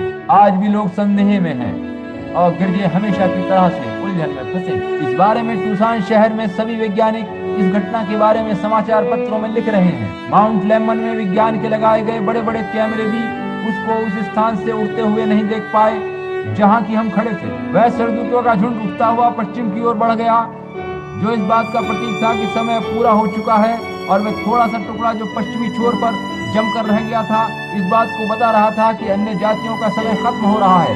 न्याय ठीक उसी प्रकार से आ गया जिस तरह से वे जिस मार्ग से होकर गुजरे थे। वह ठीक फोनिस के ऊपर से गुजरते हुए प्रेसपोर्ट को पार करते हुए पश्चिमी छोर की पहाड़ियों के ऊपर से गुजरकर पश्चिमी तट की ओर बढ़ गए थे। वे कहाँ जा रहे थे? ठीक अलास्का की ओर। और वह नगर बिजली, गर्जन और थरथराहट का शिकार बन गया था। उनकी वेधशालाएं और तुसान शहर के शोधकर्ता वैज्ञानिक यही कोशिश करते रहे कि आखिर ये सब क्या था। ऊपर आकाश में इतनी ऊंचाई पर ना तो कोहरा और ना ही कोई नमी या बादल बन सकता है। ये कैसे बना? इतनी ऊपर ये कैसे आया? वे सभी लोग इस तरह से इस बाबत परेशान हो गए थे कि आकाश में ये दिव्य प्रकाश चिन्ह कैसे बना, जैसे कि मजूसी उस तारे को देखकर हेरोदेस के महल में पहुंचकर पूछने लगे थे कि यहूदियों का राजा जो पैदा हुआ वो कहाँ है। ये सब क्या था? परमेश्वर अपना वचन पूरा कर रहा था कि याकूब के गोत्र से एक तारा उदय हो। स्वर्ग के परमेश्वर का वादा था कि सांझ के समय उजियाला होगा। 3 साल पहले ये भेद मात्र एक भविष्यवाणी थी जब मैंने कहा था कि what time is it sir, लेकिन आज ये सब घटित होकर इतिहास बन गया है। ये सब हो चुका है, प्रतिज्ञा पूरी हो चुकी है। ये कैसा समय चल रहा है श्रीमान, और ये कैसा आकर्षण है। परमेश्वर अपने वचन को पूरा कर रहा है। वह कल, आज और युगानुयुग एक सा है। आइए हम प्रार्थना करें। हे प्रिय परमेश्वर, मैंने लोगों को यहाँ काफी देर से बिठा रखा है। इतनी देर तक इन्हें रोकने का मेरा इरादा नहीं था। मेरी प्रार्थना है परमेश्वर की जो कुछ भी कहा गया या किया जाएगा उससे लोगों को सभी जगह पर सहायता मिलेगी कि वे इन बातों को समझ पाएं और देखकर और समझकर लोग ये जान सकें और विश्वास कर सकें कि आप ही सच्चे मसीहा हैं और जो वचन आपने कहे थे और जिनकी पुष्टि आप करते हैं, इस बात का प्रमाण है कि आपका वचन अपने समय पर हर प्रकार से ठीक और खरा उतरता है। अब हे प्रभु यीशु, आपके कहे वचनानुसार ये बात है कि दुनिया की दशा सदोम की तरह से होगी। हम जानते हैं कि हम इस प्रकार की दशा को देख रहे हैं। आपने कहा था कि सदोम के दिनों में 3 सुसमाचार प्रचारक अन्य जातियों और यहूदी लोगों के मध्य भेजे गए थे। उनमें से एक परमेश्वर स्वयं था और वह मनुष्य का पुत्र था जो कि मानव देह में प्रकट हुआ था और जिसने तंबू के पीछे बैठी सारा के हृदय की गुप्त बात प्रकट करके चमत्कार कर दिया था। आपने कहा था प्रभु कि यही बात फिर से उस समय दोहराई जाएगी जब दुनिया की दशा सदोम की तरह से हो जाएगी। और प्रभु, हम आज उसी स्थिति में आ पहुंचे हैं। इस बारे में दूसरी भविष्यवाणियां जैसे कि एलिया नबी का भेजा जाना, अंत समय में एलिया की आत्मा का धरती पर उपस्थित होना आदि पूरी हो चुकी हैं। बच्चों के हृदयों को फिर से प्रेरित पिताओं की ओर फेरना आदि काम हो रहे हैं। मेरी प्रार्थना है प्रभु कि इसी क्षण आप अपने वचन की पुष्टि करें, उसे सत्य प्रकट करें और बता दें कि आप कल, आज और युगानुयुग एक सा हैं। पिता, इस प्रार्थना को स्वीकार कीजिए। ये सभी लोग आपके हैं। मेरी प्रार्थना है कि आप इन आशीषों को इन लोगों पर उंडेलेंगे और जो कुछ वचन में कहा गया है उसे परमेश्वर की महिमा के लिए सत्य साबित करेंगे। यीशु मसीह के नाम में आमीन। जो कुछ कहा जाता है वो मनुष्य की ओर से होता है, उसे केवल मनुष्य कहता है, मगर जब उस वचन की पुष्टि परमेश्वर की ओर से होती है तो वह वचन स्वयं परमेश्वर बन जाता है। कुछ भी कहना एक अलग बात है और जब परमेश्वर वैसा ही करता है तो वह एकदम भिन्न बात होती है। परमेश्वर को अपने वचनों के लिए किसी अनुवादक की जरूरत नहीं होती, वह अपना अनुवाद स्वयं करता है। अब यदि परमेश्वर चाहेगा तो हम बीमारों के लिए प्रार्थना शुरू करेंगे। और हम जानते हैं कि ना तो कोई मनुष्य, ना कोई स्त्री, ना कोई मानव, ना कोई स्वर्गदूत, कोई भी आपको चंगा नहीं कर सकता, क्योंकि परमेश्वर ने पहले ही आपके लिए चंगाई उपलब्ध करा दी है। परमेश्वर ने सब कुछ पहले से तैयार कर दिया है। आपको बस इतना ही करना है कि आप उस चंगाई को ग्रहण कर लें। याद रखें कि ना कोई मनुष्य, ना स्वर्गदूत, कोई भी नहीं, परमेश्वर स्वयं भी आपके अपराध क्षमा नहीं कर सकता, क्योंकि ये काम यीशु ने शरीर पर अपने प्राण देकर पहले ही पूरा कर दिया है। उसके इस काम या बलिदान से आपको कुछ भी हासिल नहीं होगा, कुछ भी लाभ नहीं होगा अगर आप उसे ग्रहण नहीं करेंगे। समझे? आप जो कर सकते हैं वो केवल इतना है कि परमेश्वर की आज्ञा पालन करते हुए बीमारों पर अपने हाथ रखें। विश्वासी बस यही कर सकते हैं। विगत समय और कालों में लोग यही करते आए हैं। बेदारी उनमें जागी और उन्होंने यही किया और इस प्रकार चंगाई पाने को उन्होंने परमेश्वर का कृत्य बताया है। इब्राहिम ने अनेक चिन्ह देखे थे, मगर एक समय वह भी आया जब उसे अंतिम चिन्ह दिया गया और उसने उस चिन्ह को देखा और ये ठीक सदोम के जलाए जाकर नाश करने से पहले उसे दिखाया गया था। और तब वह परमेश्वर स्वयं था जो खुद को मनुष्य के रूप में प्रकट कर रहा था। क्या आप इस बात पर विश्वास करते हैं? क्या यीशु ने यही कहा था कि अंत के दिनों में फिर से ऐसा ही होगा? अब आप जो यहाँ रेडियो पर देश के विभिन्न भागों में टेलीफोन प्रणाली के द्वारा इस सुसमाचार को सुन रहे हैं, प्रार्थना के लिए तैयार हो जाइए, प्रार्थना करते रहिए। और आप लोग भी जिनके वस्त्र प्रार्थना के लिए यहाँ रखे हैं, आप देखिए कि मैं परमेश्वर से ये नहीं कह सकता कि वह ऐसा कर या वैसा कर, कदापि नहीं। इस प्रकार की चेष्टा करना भी मुझसे सर्वदा दूर रहे। वह सर्वोच्च सत्ताधारी है, जो चाहता है वही करता है। मैं तो केवल उसकी आज्ञा का पालन कर सकता हूँ और वही कर सकता हूँ जो वो मुझसे करने को कहे। अब मैं देख रहा हूँ कि लोग दीवारों के साथ चिपके खड़े हैं और सभागार पूरी तरह खचाखच भरा है। मैं सोचता हूँ कि क्या हम परमेश्वर से पूछ सकते हैं कि यह आकर्षण या खिंचाव क्या है? क्या परमेश्वर आज फिर हमारे मध्य में चले फिरेगा? यहाँ बहुत से अजनबी लोग बैठे हैं। क्या वह हमारे मध्य में चल फिरकर अपना आशीषित चेहरा हम पर प्रकट करेगा, अपने पवित्र आत्मा को हम पर जाहिर करेगा? क्या वो आज फिर से प्रमाणित करेगा कि वह कल, आज और युगानुयुग एक सा है? इन दो जबरदस्त सुसमाचारों के बाद क्या हम में से प्रत्येक जन इसको पूरी तरह मानकर इन वचनों पर विश्वास करेगा? क्या आप ऐसा ही करेंगे?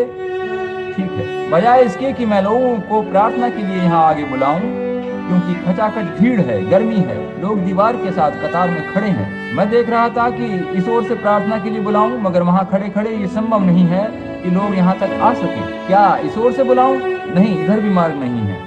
आपके वस्त्र कोट और बीमार जन सब ओर हैं, उन्हें यहाँ तक लाना मुमकिन नहीं है। इसलिए आप जहाँ भी खड़े हैं वहीं बैठ जाइए और परमेश्वर पर विश्वास कीजिए। यदि आपके पास प्रार्थना कार्ड है तो उसे थामे रखिए, वह ठीक रहेगा। यदि हम आपको आगे बुला पाएंगे तो बुला लेंगे, मगर जरूरत नहीं है कि आपको आगे बुलाएं, तभी चंगाई मिलेगी। श्रीमान शेफर्ड पिछले रविवार की रात को प्रार्थना पंक्ति में नहीं आ पाए थे। मैं सोचता हूँ उनके पास प्रार्थना कार्ड भी नहीं था। श्रीमान शेफर्ड आज रात यहाँ है? वे कहाँ हैं? क्या यहाँ हैं? अच्छा, पीछे बैठे। क्या आपके पास आज प्रार्थना कार्ड है? नहीं है, उनके पास प्रार्थना कार्ड नहीं है। आज रात भी वो यहाँ उपस्थित हैं। भाई शेफर्ड, आप जहाँ बैठे हैं, चंगाई पाने के लिए न केवल आपकी उपस्थिति जरूरी है, मगर विश्वास भी होना है। कि याद रखिए कि एक स्त्री ने यीशु के वस्त्रों को छुआ था और यीशु को तुरंत पता चल गया था, और वह कल, आज और युगानुयुग एक सा है। और नए नियम में इब्रानी भाषा में ये कहा गया है कि वह परम महायाजक है, जिसे हम अपनी दुर्बलताओं से ही छू सकते हैं। क्या आप इस बात पर विश्वास करते हैं? भरोसा रखिए, जरा भी संदेह मत कीजिए, विश्वास करिए और आपके लिए वैसा ही हो जाएगा। आप जो कुछ भी उससे चाहे मांग सकते हैं और वो आपको मिल जाएगा, मगर आपको विश्वास करना होगा। क्या आप ऐसा करेंगे? क्या आप सभी लोग विश्वास करेंगे? अब बताइए कि कितने लोग इस पर विश्वास करेंगे। परमेश्वर आपको आशीष दे। मैं आप में से किसी को नहीं जानता कि कौन क्या है। ये मेरा काम भी नहीं है कि मैं आपको जानूं। ये परमेश्वर का काम है कि वह इन सारी बातों को जाने, मगर वो वैसा तभी करेगा जब आप उस पर विश्वास करेंगे। क्या अब आप विश्वास करेंगे? अब प्यारे परमेश्वर, हम लोग वास्तव में दोगली जाति के मसीही जन नहीं हैं। हमें ऐसा होना भी नहीं है कि कोई हमें बच्चों की तरह से बहका सके। आप इस प्रकार की संतान नहीं चाहते। आप तो एकदम पक्के ठोस विश्वासी संतान चाहते हैं, जिनके हृदय में परमेश्वर की उपस्थिति आग सी लगा देती है। जैसे कि इब्राहिम ने परमेश्वर पर विश्वास किया था, तब आपने स्वयं को उस पर प्रकट किया था और आप उसके पास आए थे और एक चिन्ह दिखाया था, और इब्राहिम ने आप पर विश्वास किया था। आपने उसकी देह को नौजवान बना दिया था और उसकी पत्नी को भी नवयुवती बना दिया था, क्योंकि वह उसी का एक भाग थी, और तब उन्हें प्रतिज्ञा किया हुआ पुत्र प्राप्त हुआ था। परमेश्वर, आपने वादा किया था कि आज के दिनों में भी वैसा ही होगा। मैं प्रार्थना करता हूँ कि आप अपने वचन को सत्य प्रमाणित कीजिए और हम ठीक आपके उस प्रतिज्ञा किए वचन को थामे रहेंगे कि जैसा सदोम के दिनों में हुआ था, यानी सदोम जो अन्य जाति का नगर था, उसके जलाए जाने और उस पर न्याय आ पड़ने से पहले आपने चिन्ह दिखाया था। अतः अब अन्य जाति की दुनिया पर न्याय आ पड़ने वाला है और यहूदियों के पास घोर क्लेश के 3.5 वर्ष बचे हैं। याकूब के क्लेश के दिन, दानियल के 70 सप्ताह का बाकी बचा समय शुरू होने वाला है, किंतु अन्य जातियों का समय गिना जा चुका है। अब उनके उठाए जाने का समय आ पहुंचा है, और आपने चिन्ह दिया था और कहा था कि अंत के समय में फिर से वैसा ही होगा। परमेश्वर, हमारी विनती स्वीकार करें, हम आपके हाथों में हैं। जैसा उचित समझे आप हमारे साथ कीजिए। यीशु मसीह के नाम में मांगते हैं, आमीन। अब आप हतोत्साहित मत होइए। अगर मैं हतोत्साहित हो जाऊं तो मुझे क्या लाभ होगा? अब मैं जो कुछ करने जा रहा हूं उसके लिए पूरी तरह से परमेश्वर की संप्रभुता पर निर्भर हूं। मगर मैं ऐसा क्यों करता हूं? क्योंकि परमेश्वर ने कहा है कि ऐसा ही होगा, और बात खत्म हो गई। और जब परमेश्वर अपने वचनों की पुष्टि आपके सामने करेगा तो क्या आप विश्वास नहीं करेंगे? अवश्य करेंगे। आप बस उस पर भरोसा रखिए और विश्वास कीजिए। और मुझे जरा भवन में चारों ओर देख लेने दीजिए कि पवित्र आत्मा मेरा मार्गदर्शन किस प्रकार से करेगा और वह क्या करना चाहेगा। मुझे नहीं पता कि वो क्या करेगा, यह उसकी मर्जी है, मगर आप केवल भरोसा करें, केवल विश्वास करें। जो विश्वास करते हैं उनके लिए सभी कुछ संभव होता है। आप सभी विश्वास करते हैं? अपने हाथ उठाकर कहिए कि आप विश्वास करते हैं। मैं अपने पूरे मन से विश्वास करता हूँ। अब देखिए कि 3 बार वो अपने वचन की पुष्टि करेगा और साबित करेगा कि उसका वचन सत्य है। मैं इस बात की परवाह नहीं करता कि आप कौन हैं, कहां से हैं। आप बस ईमान रखिए, विश्वास कीजिए। आप इधर उधर हिलना डुलना बंद कर दीजिए। एक नवयुवती प्रार्थना कर रही है। मैं आपको नहीं जानता, आप जहाँ बैठी हैं वहीं बैठी रहिए, सामने आने की जरूरत नहीं है। मैं आपसे परिचित नहीं हूँ, मगर आपकी गोदी में एक छोटी बच्ची है। मैं आपके लिए पूरी तरह से अजनबी हूँ और वह छोटी बच्ची ठीक और स्वस्थ दिखाई दे रही है। वह बड़ी प्यारी बच्ची है, भूरे बालों वाली। मैं उसको देख रहा हूँ और ऐसा प्रतीत नहीं होता कि वो दुर्बल या लंगड़ी है। मुझे नहीं पता कि उसे क्या परेशानी है। हो सकता है कि बच्ची को नहीं मगर आपको कोई कष्ट हो। मगर मैं आपको वहाँ उस बच्चे के साथ बैठे प्रार्थना करते देख रहा हूँ। एक क्षण के लिए मुझे आपसे बात करनी पड़ेगी ताकि मैं आपकी आत्मा को पकड़ सकूं, जैसे कि यीशु ने उस स्त्री से बात करी थी और पीने को जल मांगा था। देखिए, ये केवल इसलिए है कि केवल एक अजनबी व्यक्ति के बारे में बता सकूं। भाई ब्रियन और अन्य लोग यहाँ बैठे हैं, मैं इन्हें जानता हूँ। उन्हें भी चंगाई की या कोई और कष्ट उन्हें होगा, उसे दूर करने की जरूरत होगी, मगर आपसे इसलिए संबोधित हूँ क्योंकि आप मेरे लिए अजनबी हैं। क्या आप विश्वास करती हैं कि मैं परमेश्वर का भविष्यद्वक्ता हूँ? आज रात जो सुसमाचार आपने सुना है, क्या आप विश्वास करती हैं कि वो सच है? अब अगर परमेश्वर मुझे ये बता दे कि आपने क्या किया है या कुछ ऐसा जो करना था और आपने नहीं किया, या यह कि आपको क्या कष्ट है या आप क्या चाहती हैं, तो आपको पता चल जाएगा कि ये सच है या नहीं। ठीक है ना? और अगर परमेश्वर वैसा कर दे तो क्या उसके वचन की पुष्टि हो जाएगी कि वह कल, आज और युगान युग एक सा है और संत लूका 17:30 सत्य प्रकट हो जाएगा। क्या आप उस पर विश्वास करेंगी? आप महिला अपना हाथ ऊपर उठाकर बताएं कि हम एक दूसरे के लिए अजनबी हैं। मैं आपको नहीं जानता, मगर मैं आपकी आत्मा से संबंध स्थापित करने की कोशिश कर रहा हूँ, केवल एक व्यक्ति से। वैसे यहाँ पर बहुत लोग हैं जो अपनी ओर खींचने की कोशिश कर रहे हैं। अब आप अपने पूरे हृदय से विश्वास कीजिए। आपकी बात आपकी छोटी बच्ची से संबंधित है, आपसे नहीं है। आप हतोत्साहित हैं, मगर आपकी परेशानी ये नहीं है। आपके मन पर उस बच्ची की तरफ से एक बड़ा बोझ है। और क्या आप विश्वास कर रही हैं कि परमेश्वर मुझे ये बात बता देगा? क्या आपको विश्वास है? क्या इससे आपको लाभ होगा और तब आप विश्वास कर पाएंगी? उसके दिमाग में चोट लगी है। क्या ये बात सच है? अब आप अपना हाथ उस बच्चे के सर पर रखिए। प्रिय परमेश्वर, आपने कहा था कि जो विश्वास करेंगे उनमें ये चिन्ह होंगे, वे बीमारों पर हाथ रखेंगे और बीमार चंगे हो जाएंगे। ये महिला विश्वासी है, उसका हाथ बच्चे के सिर पर रखा है। होने दीजिए कि वो चंगा हो जाए। मैं इस प्रार्थना को यीशु मसीह के नाम में मांगता हूँ, आमीन। अब क्या आप सभी लोग विश्वास कर रहे हैं? यदि आप विश्वास कर सकें तो वास्तव में सभी कुछ संभव है। इनके बराबर में बैठी युवती को मैं देख रहा हूँ, वह बहुत निष्ठापूर्वक इधर देख रही है। मैं उनका नाम नहीं जानता, मगर अगर मैं 1 मिनट तक उन्हें देखूं तो नाम जान लूंगा। लेकिन मैं उनको बस शक्ल से पहचानता हूं और मुझे नहीं पता कि उन्हें क्या कष्ट है। क्या आपको विश्वास है कि परमेश्वर मुझे आपकी बीमारी बता देगा? अगर बता दूं तो क्या इससे आपका विश्वास बढ़ने में सहायता मिलेगी? आपको डायबिटीज है, शुगर डायबिटीज। अब अगर ये सच है तो हाथ उठाकर बताइए। वास्तव में यही है। आपके बगल में बैठी महिला को भी यही बीमारी है, वह मेरे लिए अजनबी है। एक दूसरी महिला किसी अपाहिज बच्चे के लिए प्रार्थना कर रही है। आप पूरे हृदय से विश्वास कीजिए, परमेश्वर आपकी प्रार्थना सुन लेगा। यहाँ कोई व्यक्ति पीछे बैठे हैं, वह कोशिश कर रहा है कि धूम्रपान से छुटकारा मिल जाए। क्या आप विश्वास करते हैं कि परमेश्वर उसको आपसे अलग कर देगा? क्या आप विश्वास करते हैं आपकी इच्छा पूरी हो जाएगी? मैंने इन सज्जन को जीवन में पहले कभी नहीं देखा। यहाँ एक व्यक्ति है जो चारपाई या कुर्सी जैसी चीज पर लेटे हैं, उनके ऊपर एक काली छाया टंगी है। उनको कैंसर है और वो मरने वाले हैं, उन पर मृत्यु की छाया है। मैंने इन्हें पहले कभी नहीं देखा, मैं इनको नहीं जानता। परमेश्वर आपके बारे में सभी कुछ जानता है। श्रीमान, ये बात सच है। क्या आप विश्वास करते हैं कि परमेश्वर मुझे आपके बारे में कुछ और बता सकता है? क्या इससे आपको अपनी चंगाई पाने में मदद मिलेगी? आपको यहाँ पर आपके एक मित्र लेकर आए हैं, किंतु आप यहाँ के रहने वाले नहीं हैं। आप वहाँ के रहने वाले हैं जहाँ बहुत जल है और लोग वहाँ मछली का शिकार खेलते हैं। जी हाँ, अल्बनी, केंटकी क्या आप हैं? ये ठीक बात है। विश्वास कीजिए और आप ठीक होकर घर जा सकते हैं। विश्वास कीजिए कि अब कैंसर जा चुका है। यदि आप विश्वास कर सकें, आपको विश्वास करना ही चाहिए। और विश्वास कीजिए कि परमेश्वर ने आपको चंगाई दे दी है। क्या आप विश्वास करते हैं? आप टेनेसी के निवासी हैं और आपके पास एक लड़का है जिसको अस्थमा का रोग है। वह यहाँ नहीं है, मगर आप विश्वास करें कि वो चंगा हो जाएगा। तब आप अपना रूमाल अपने हाथ में पकड़ें और उसको ले जाकर दें।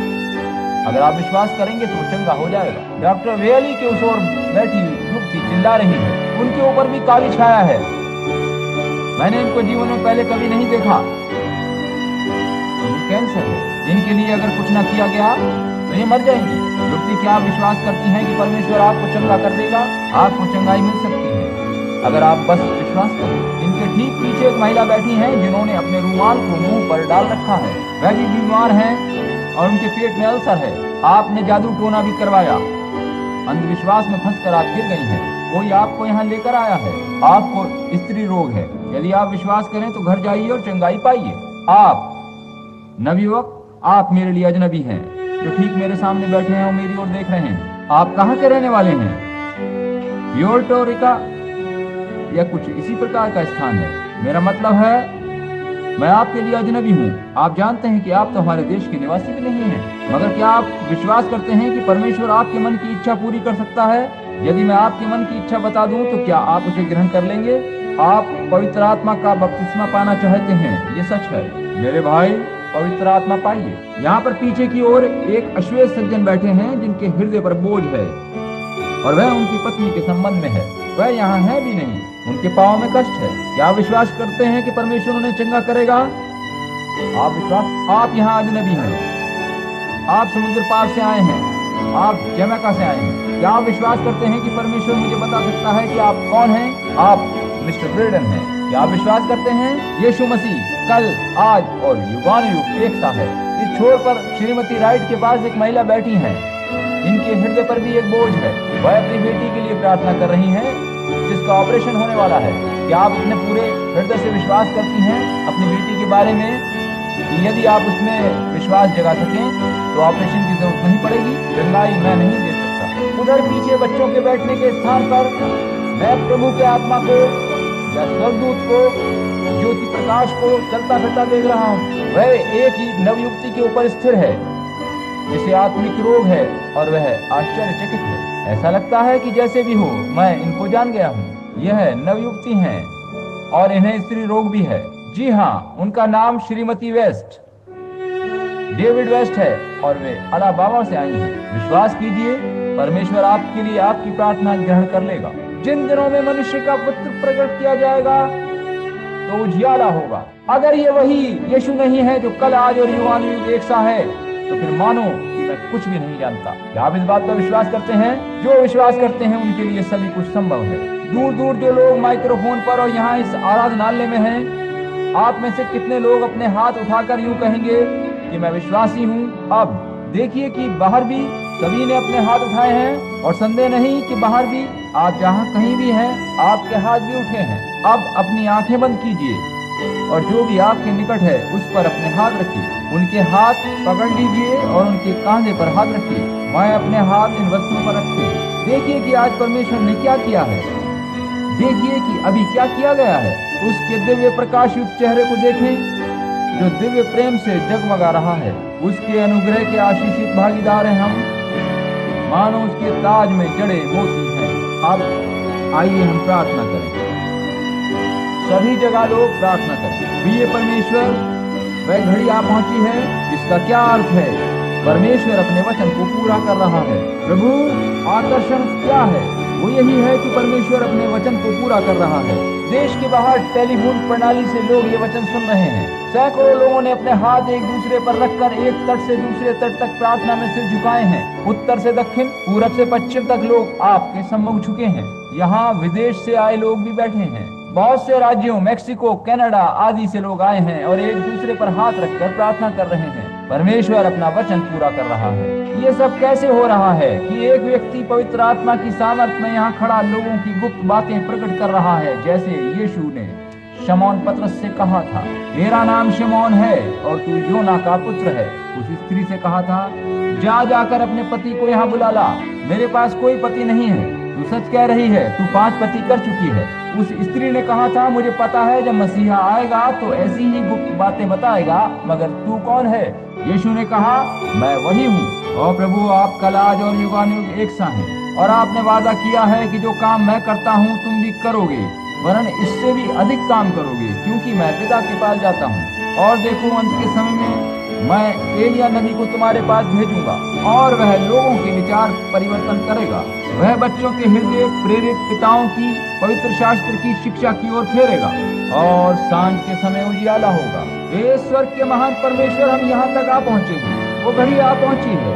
लोगों ने अपने हाथ एक दूसरे पर रखे हुए हैं। शैतान, तू हार चुका है, झूठा है, और परमेश्वर का दास होने के नाते, और हम सभी उसके दास सेवक हैं। शैतान, हम तुझे आज्ञा देते हैं कि यीशु मसीह के नाम में तू परमेश्वर के वचन का पालन करते हुए लोगों को छोड़कर चला जा, क्योंकि यूं लिखा है कि मेरे नाम में वो दुष्ट आत्माओं को निकालेंगे और सभी लोगों को तेरे दासत्व से छुटकारा मिले। प्यारे परमेश्वर, इस प्रार्थना को ग्रहण कीजिए। आप स्वर्ग के परमेश्वर हैं, जिसने उस दिन कैलवरी पहाड़ पर एक आकर्षण सहित सारे बीमारियां, दुख और शैतान के कामों को हराया है। आप परमेश्वर हैं और आपके कोड़े खाने से लोगों को चंगाई मिली है। वे अब स्वतंत्र हैं यीशु मसीह के नाम में, आमीन। परमेश्वर, जबकि आपका पवित्र आत्मा यहाँ मौजूद है, तो ये सभी वस्त्र जो यहाँ प्रार्थना के लिए लाए गए हैं, और जबकि यीशु मसीह ने सभी को मखसूस कर दिया है और उसके वादे किए महान चिन्ह पूरे हो चुके हैं, और धरती कांप रही है, भूडोल आ रहे हैं, और जो चिन्ह उसने कहे थे और उसका वचन पूरा हो रहा है, और सांझ के समय उजियाला चमक रहा है। मैं इन वस्त्रों पर अपने शरीर को लिटाकर पूरब, पश्चिम, उत्तर, दक्षिण सभी स्थानों के विश्वासियों की एक देह का प्रतीक बना हूँ, और शैतान से कहता हूँ कि यीशु मसीह के नाम में प्रत्येक बीमार जन को छोड़कर चला जा, जिन पर ये वस्त्र डाले जाएं, ताकि परमेश्वर के वचन की इज्जत और महिमा हो। परमेश्वर के वचन के नाम में, यीशु नासरी के नाम में, आमीन। अब बड़े स्वस्थ मन से, शांति पूर्वक, हलीमी के साथ अपने मस्तिष्क को एकाग्र करते हुए विश्वासी के रूप में रहें। क्या अब आप विश्वास करते हैं और यीशु मसीह के नाम में सर्वशक्तिमान परमेश्वर से अपनी चंगाई ग्रहण करते हैं? अगर ऐसा है तो अपने हाथ ऊपर उठाइए। बाहर भी सभी स्थानों में लोग अपने हाथ ऊपर उठाएं। यहाँ पर जहाँ तक मैं देख पा रहा हूँ, सभी लोग अपने हाथ ऊपर उठाए हैं। भवन में अंदर बाहर, खिड़कियों के पास, दरवाजों में, नर्सरी में, चहुं ओर लोग अपने हाथ ऊपर उठाए हैं। उन्होंने चंगाई ग्रहण कर ली है। शैतान हार चुका है। यीशु मसीह के कोड़ों ने आपको चंगा किया है, और यीशु मसीह की यहाँ उपस्थिति इस बात की पुष्टि करती है कि वह आज भी जीवित है, और जो भी वादे उसने किए हैं उन्हें पूरा करने में सामर्थी है। आमीन। मैं उस पर विश्वास करता हूँ। क्या आप नहीं करते? आइए अब हम खड़े हो जाएं। प्रभु यीशु के नाम में जो भी कहा या किया गया है उसे स्वीकार करें। हम उसे अपने पूरे मन से प्रेम करते हैं। जो कुछ भी हमारे अंदर है, हम उस सब से उसी पर आशा धरे हैं। और अब आज रात को जब आप अपने घरों को जाएं, तो परमेश्वर आपके साथ जाए। अगर आपके पास पवित्र आत्मा नहीं है तो परमेश्वर आपको उसे देता है। प्रत्येक व्यक्ति, महिला, लड़का या लड़की जो यहाँ है और अभी तक उन्होंने यीशु मसीह के नाम का बपतिस्मा नहीं लिया है, तो यहाँ कपड़े आदि सहित सब प्रबंध है। जो आज किया जा सकता है उसे कल पर मत टालिए। कल तक शायद बहुत देर हो जाए। आज के लिए आज उनका दुख बहुत है। यहाँ सेवक गण हैं जो प्रतीक्षा में खड़े हैं, वस्त्र हैं, कोई बहाना नहीं है। क्या आप प्रतीक्षा कर रहे हैं? अगर आप सोच रहे हैं तो जानिए कि इससे कुछ मतलब नहीं कि आपका बपतिस्मा कैसे हुआ था, पानी की छींटों से या पानी उड़ेलकर। वह सब गलत था। उजियाला आ पहुंचा है। आइए विश्वास कीजिए और बपतिस्मा लीजिए। वे जिन्हें पवित्र आत्मा नहीं मिला है, काश आपको, प्रत्येक व्यक्ति को पवित्र आत्मा मिल जाए और उसके वादे के अनुसार आपको उसकी पूरी दिव्य सामर्थ और प्रेम मिले, ताकि आप एक नई सृष्टि बन जाएं। परमेश्वर आपको आशीष दे। अब अगले रविवार की रात 9:30 बजे जब हम फिर से मिलेंगे, आइए अब इस गीत को गाएं जिसे वर्षों से गाते आए हैं। पारिवारिक प्रार्थना करना ना भूलना। यीशु आपसे वहीं मिलना चाहता है। वह आपकी सब प्रकार से देखभाल करेगा। पारिवारिक प्रार्थना करना कभी मत भूलिए। आइए इसे हम सब मिलकर गाएं। अब जबकि हम इसे गाते हैं, अपने बराबर वाले सह विश्वासी यात्री से हाथ मिलाइए। क्या आप उससे प्रेम नहीं करते? मैं उसे प्रेम करता हूँ, क्योंकि पहले उसने मुझसे प्रेम किया और कलवरी पहाड़ पर मेरा उद्धार खरीद कर मुझे दिया। वहाँ यही आकर्षण था। ऐसा ही आकर्षण खिंचाव सनसेट पहाड़ पर था। माउंट नेबो, माउंट सिनाई और सभी विभिन्न पहाड़ों की चोटियों पर ऐसे ही खिंचावपूर्ण अनुभव थे। 7 पहाड़ थे। ठीक है, आइए ये गीत अब हम गाएं। वे सब जो उसे प्रेम करते हैं आमीन कहें। अब जरा सोचिए कि उसने आपके लिए क्या किया है। सोचिए कि आज रात आप किसी शराब खाने में हो सकते थे। आप मेरी तरह से कब्र में हो सकते थे अगर उसकी करुणा हमें न मिलती। उसने आपके लिए क्या किया है? ओ, हम उसे प्रेम करने से कैसे रुक सकते हैं? कोई क्या कहता है, इससे कुछ अंतर नहीं। वही प्रथम स्थान पाने के योग्य है। आइए हम अपनी आंखें बंद करें, सिर झुकाएं, जबकि उसके लिए गीत गाते हैं। वह गीत भजन पसंद करता है। आइए उसके लिए गीत गाएं। उसकी उपस्थिति में अपने सिरों और हृदयों को झुका दें। जो कुछ हमारी आंखों ने देखा और कानों ने सुना है, उसके लिए उसके कृतज्ञ हों। परमेश्वर के वचन में जो वादे हैं, आज के लिए जो कहा गया है, उसे पूरा होते हमने देखा है। परमेश्वर आपको आशीष दे। आज रात हमारे मध्य हमारे मेहमान भाई नेड इवर्सन हैं, जो पहले प्रेस्बिटेरियन सेवक थे। उनके पिता भाई प्रेस्बिटेरियन सेवक हैं। मैं सोचता हूँ आज उन्होंने फिर से यीशु मसीह के नाम में बपतिस्मा लिया है। वे प्रभु के सेवक हैं और अपने काम में निपुण हैं। मेरा विश्वास है कि वो परमेश्वर के सेवक हैं और मैं चाहता हूँ कि सभा के लिए वो परमेश्वर से आशीष मांगें, ताकि आप लोग फिर बाद में अपने घरों को जा सकें। भाई एवर्सन आगे आइए। हम अपने सिरों को प्रार्थना में झुकाए हैं। मेरे भाई, परमेश्वर आपको आशीष दे।